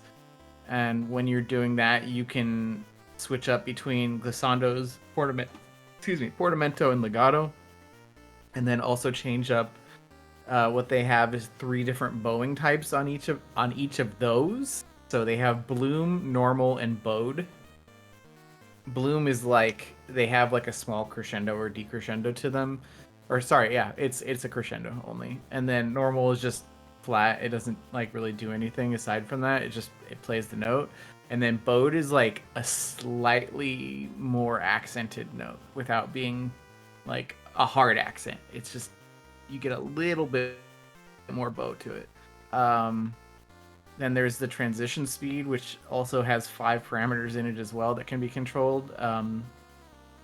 The volume of the transition, the amount of bloom, the portamento offset, and the gliss offset. So it's like, oh my gosh, there's so much. And then like that's on legatos. Like not even going and talking about like, doing like shorts and like switching articulations in their marcatos. They have octave runs and scales and ostinatos as well as aleatoric and stuff. So bonkers. So you really need to have a good idea of one, what you want to do, Yes. and 2, how to approach doing that to use Yes. this. Yeah. Like I this feel is- like it was more. I think when they made it, they were thinking more about actual performance, like somebody playing these parts in rather than programming them. Because I feel like I haven't cracked that barrier yet. Right. I'm working on it. I kind of wonder if you were playing this on a controller or with like an Iwi or something, like how you would CC command those automation lanes. Like it sounds like you have to program exactly the thing that you're trying to do per section to play it in. Like Yeah. it would be really difficult to like live play start to finish the track. Yeah. So like, let me go back to legato. So on legato, so the actual volume, or you've got the mod wheel, that's CC1, that's dynamics, and then we've got volume, which is 11. The vibrato control, that's CC2. And then also you can do multo versus like non-multo vibrato. Sorry. So like more or less vibrato. The switching between legato, portamento, and glissandos are actually up to you. So you could choose to have them be like a slider. You could have them respond to velocities. And then with velocity, you actually set the range where they trigger. And then same thing goes with the bloom, normal, and bode. Like you can set those with a slider or velocity. So it's just like if you're playing these, you have to play it like perfect, in order, or you might trigger it wrong. That's badass though. Yeah, they sound great. I imagine that that's another VST where templates would serve you well. Like if there are particular timbres, if there are particular voicing characteristics that you're trying to do that you like after playing with it, there's combinations that you're going to want to do. You'll have like set presets for those things to make tracks out of and like make those lanes. Like that seems like a good approach to utilizing that sample set. No, actually. So they have them split. Like normally I would be 100% in agreement, but for some reason they have these split, so it's I can't do it that way for some reason. I have to open a second instance of contact because I've tried opening up multiple of these within the same instance of contact, and it removes the first one for some reason. And I don't understand why that is. Yikes. Because I can program like MIDI outs and stuff for it, and that works fine because I've done that. But for some reason, it replaces the first one. I can't figure out why that is. Well, that's definitely less cool. Unless I'm doing something wrong. I don't know yet. Still learning it, and this is like massive learning curve. It's gonna be worth it at the end. Maybe I'll start writing orchestral music again. Because I want to. It's in my blood, like. Let's go. I want to hear it. Of course, after you have learned it to a level that you're confident and feel comfortable sharing, I want to hear it then. I showed a little choir thing in Zalif Xanadu from Voxos, which was from the Museo side, because I've been wanting that library for a long time because it has really good legato choir samples. And it's also something I've been wanting because I'm a choir dude, so. Hell yeah. Choirs are awesome.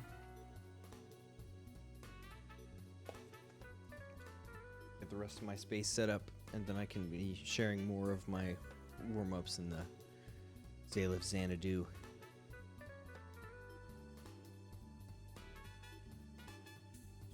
Damn it, it's already 11. Okay. I gotta end the recording on my side. I'm not sure how much longer y'all want to go on, but Josh will probably have to handle the rest of it if there's recording stuff to do. Like, we covered a lot of workshop space as far as like looking at WIPs, so I would say the rest of the night is y'all's. Yeah, you did all that before I got in. Hey, I mean, I didn't even have to put a timer on. We just made the best did of what it. we had.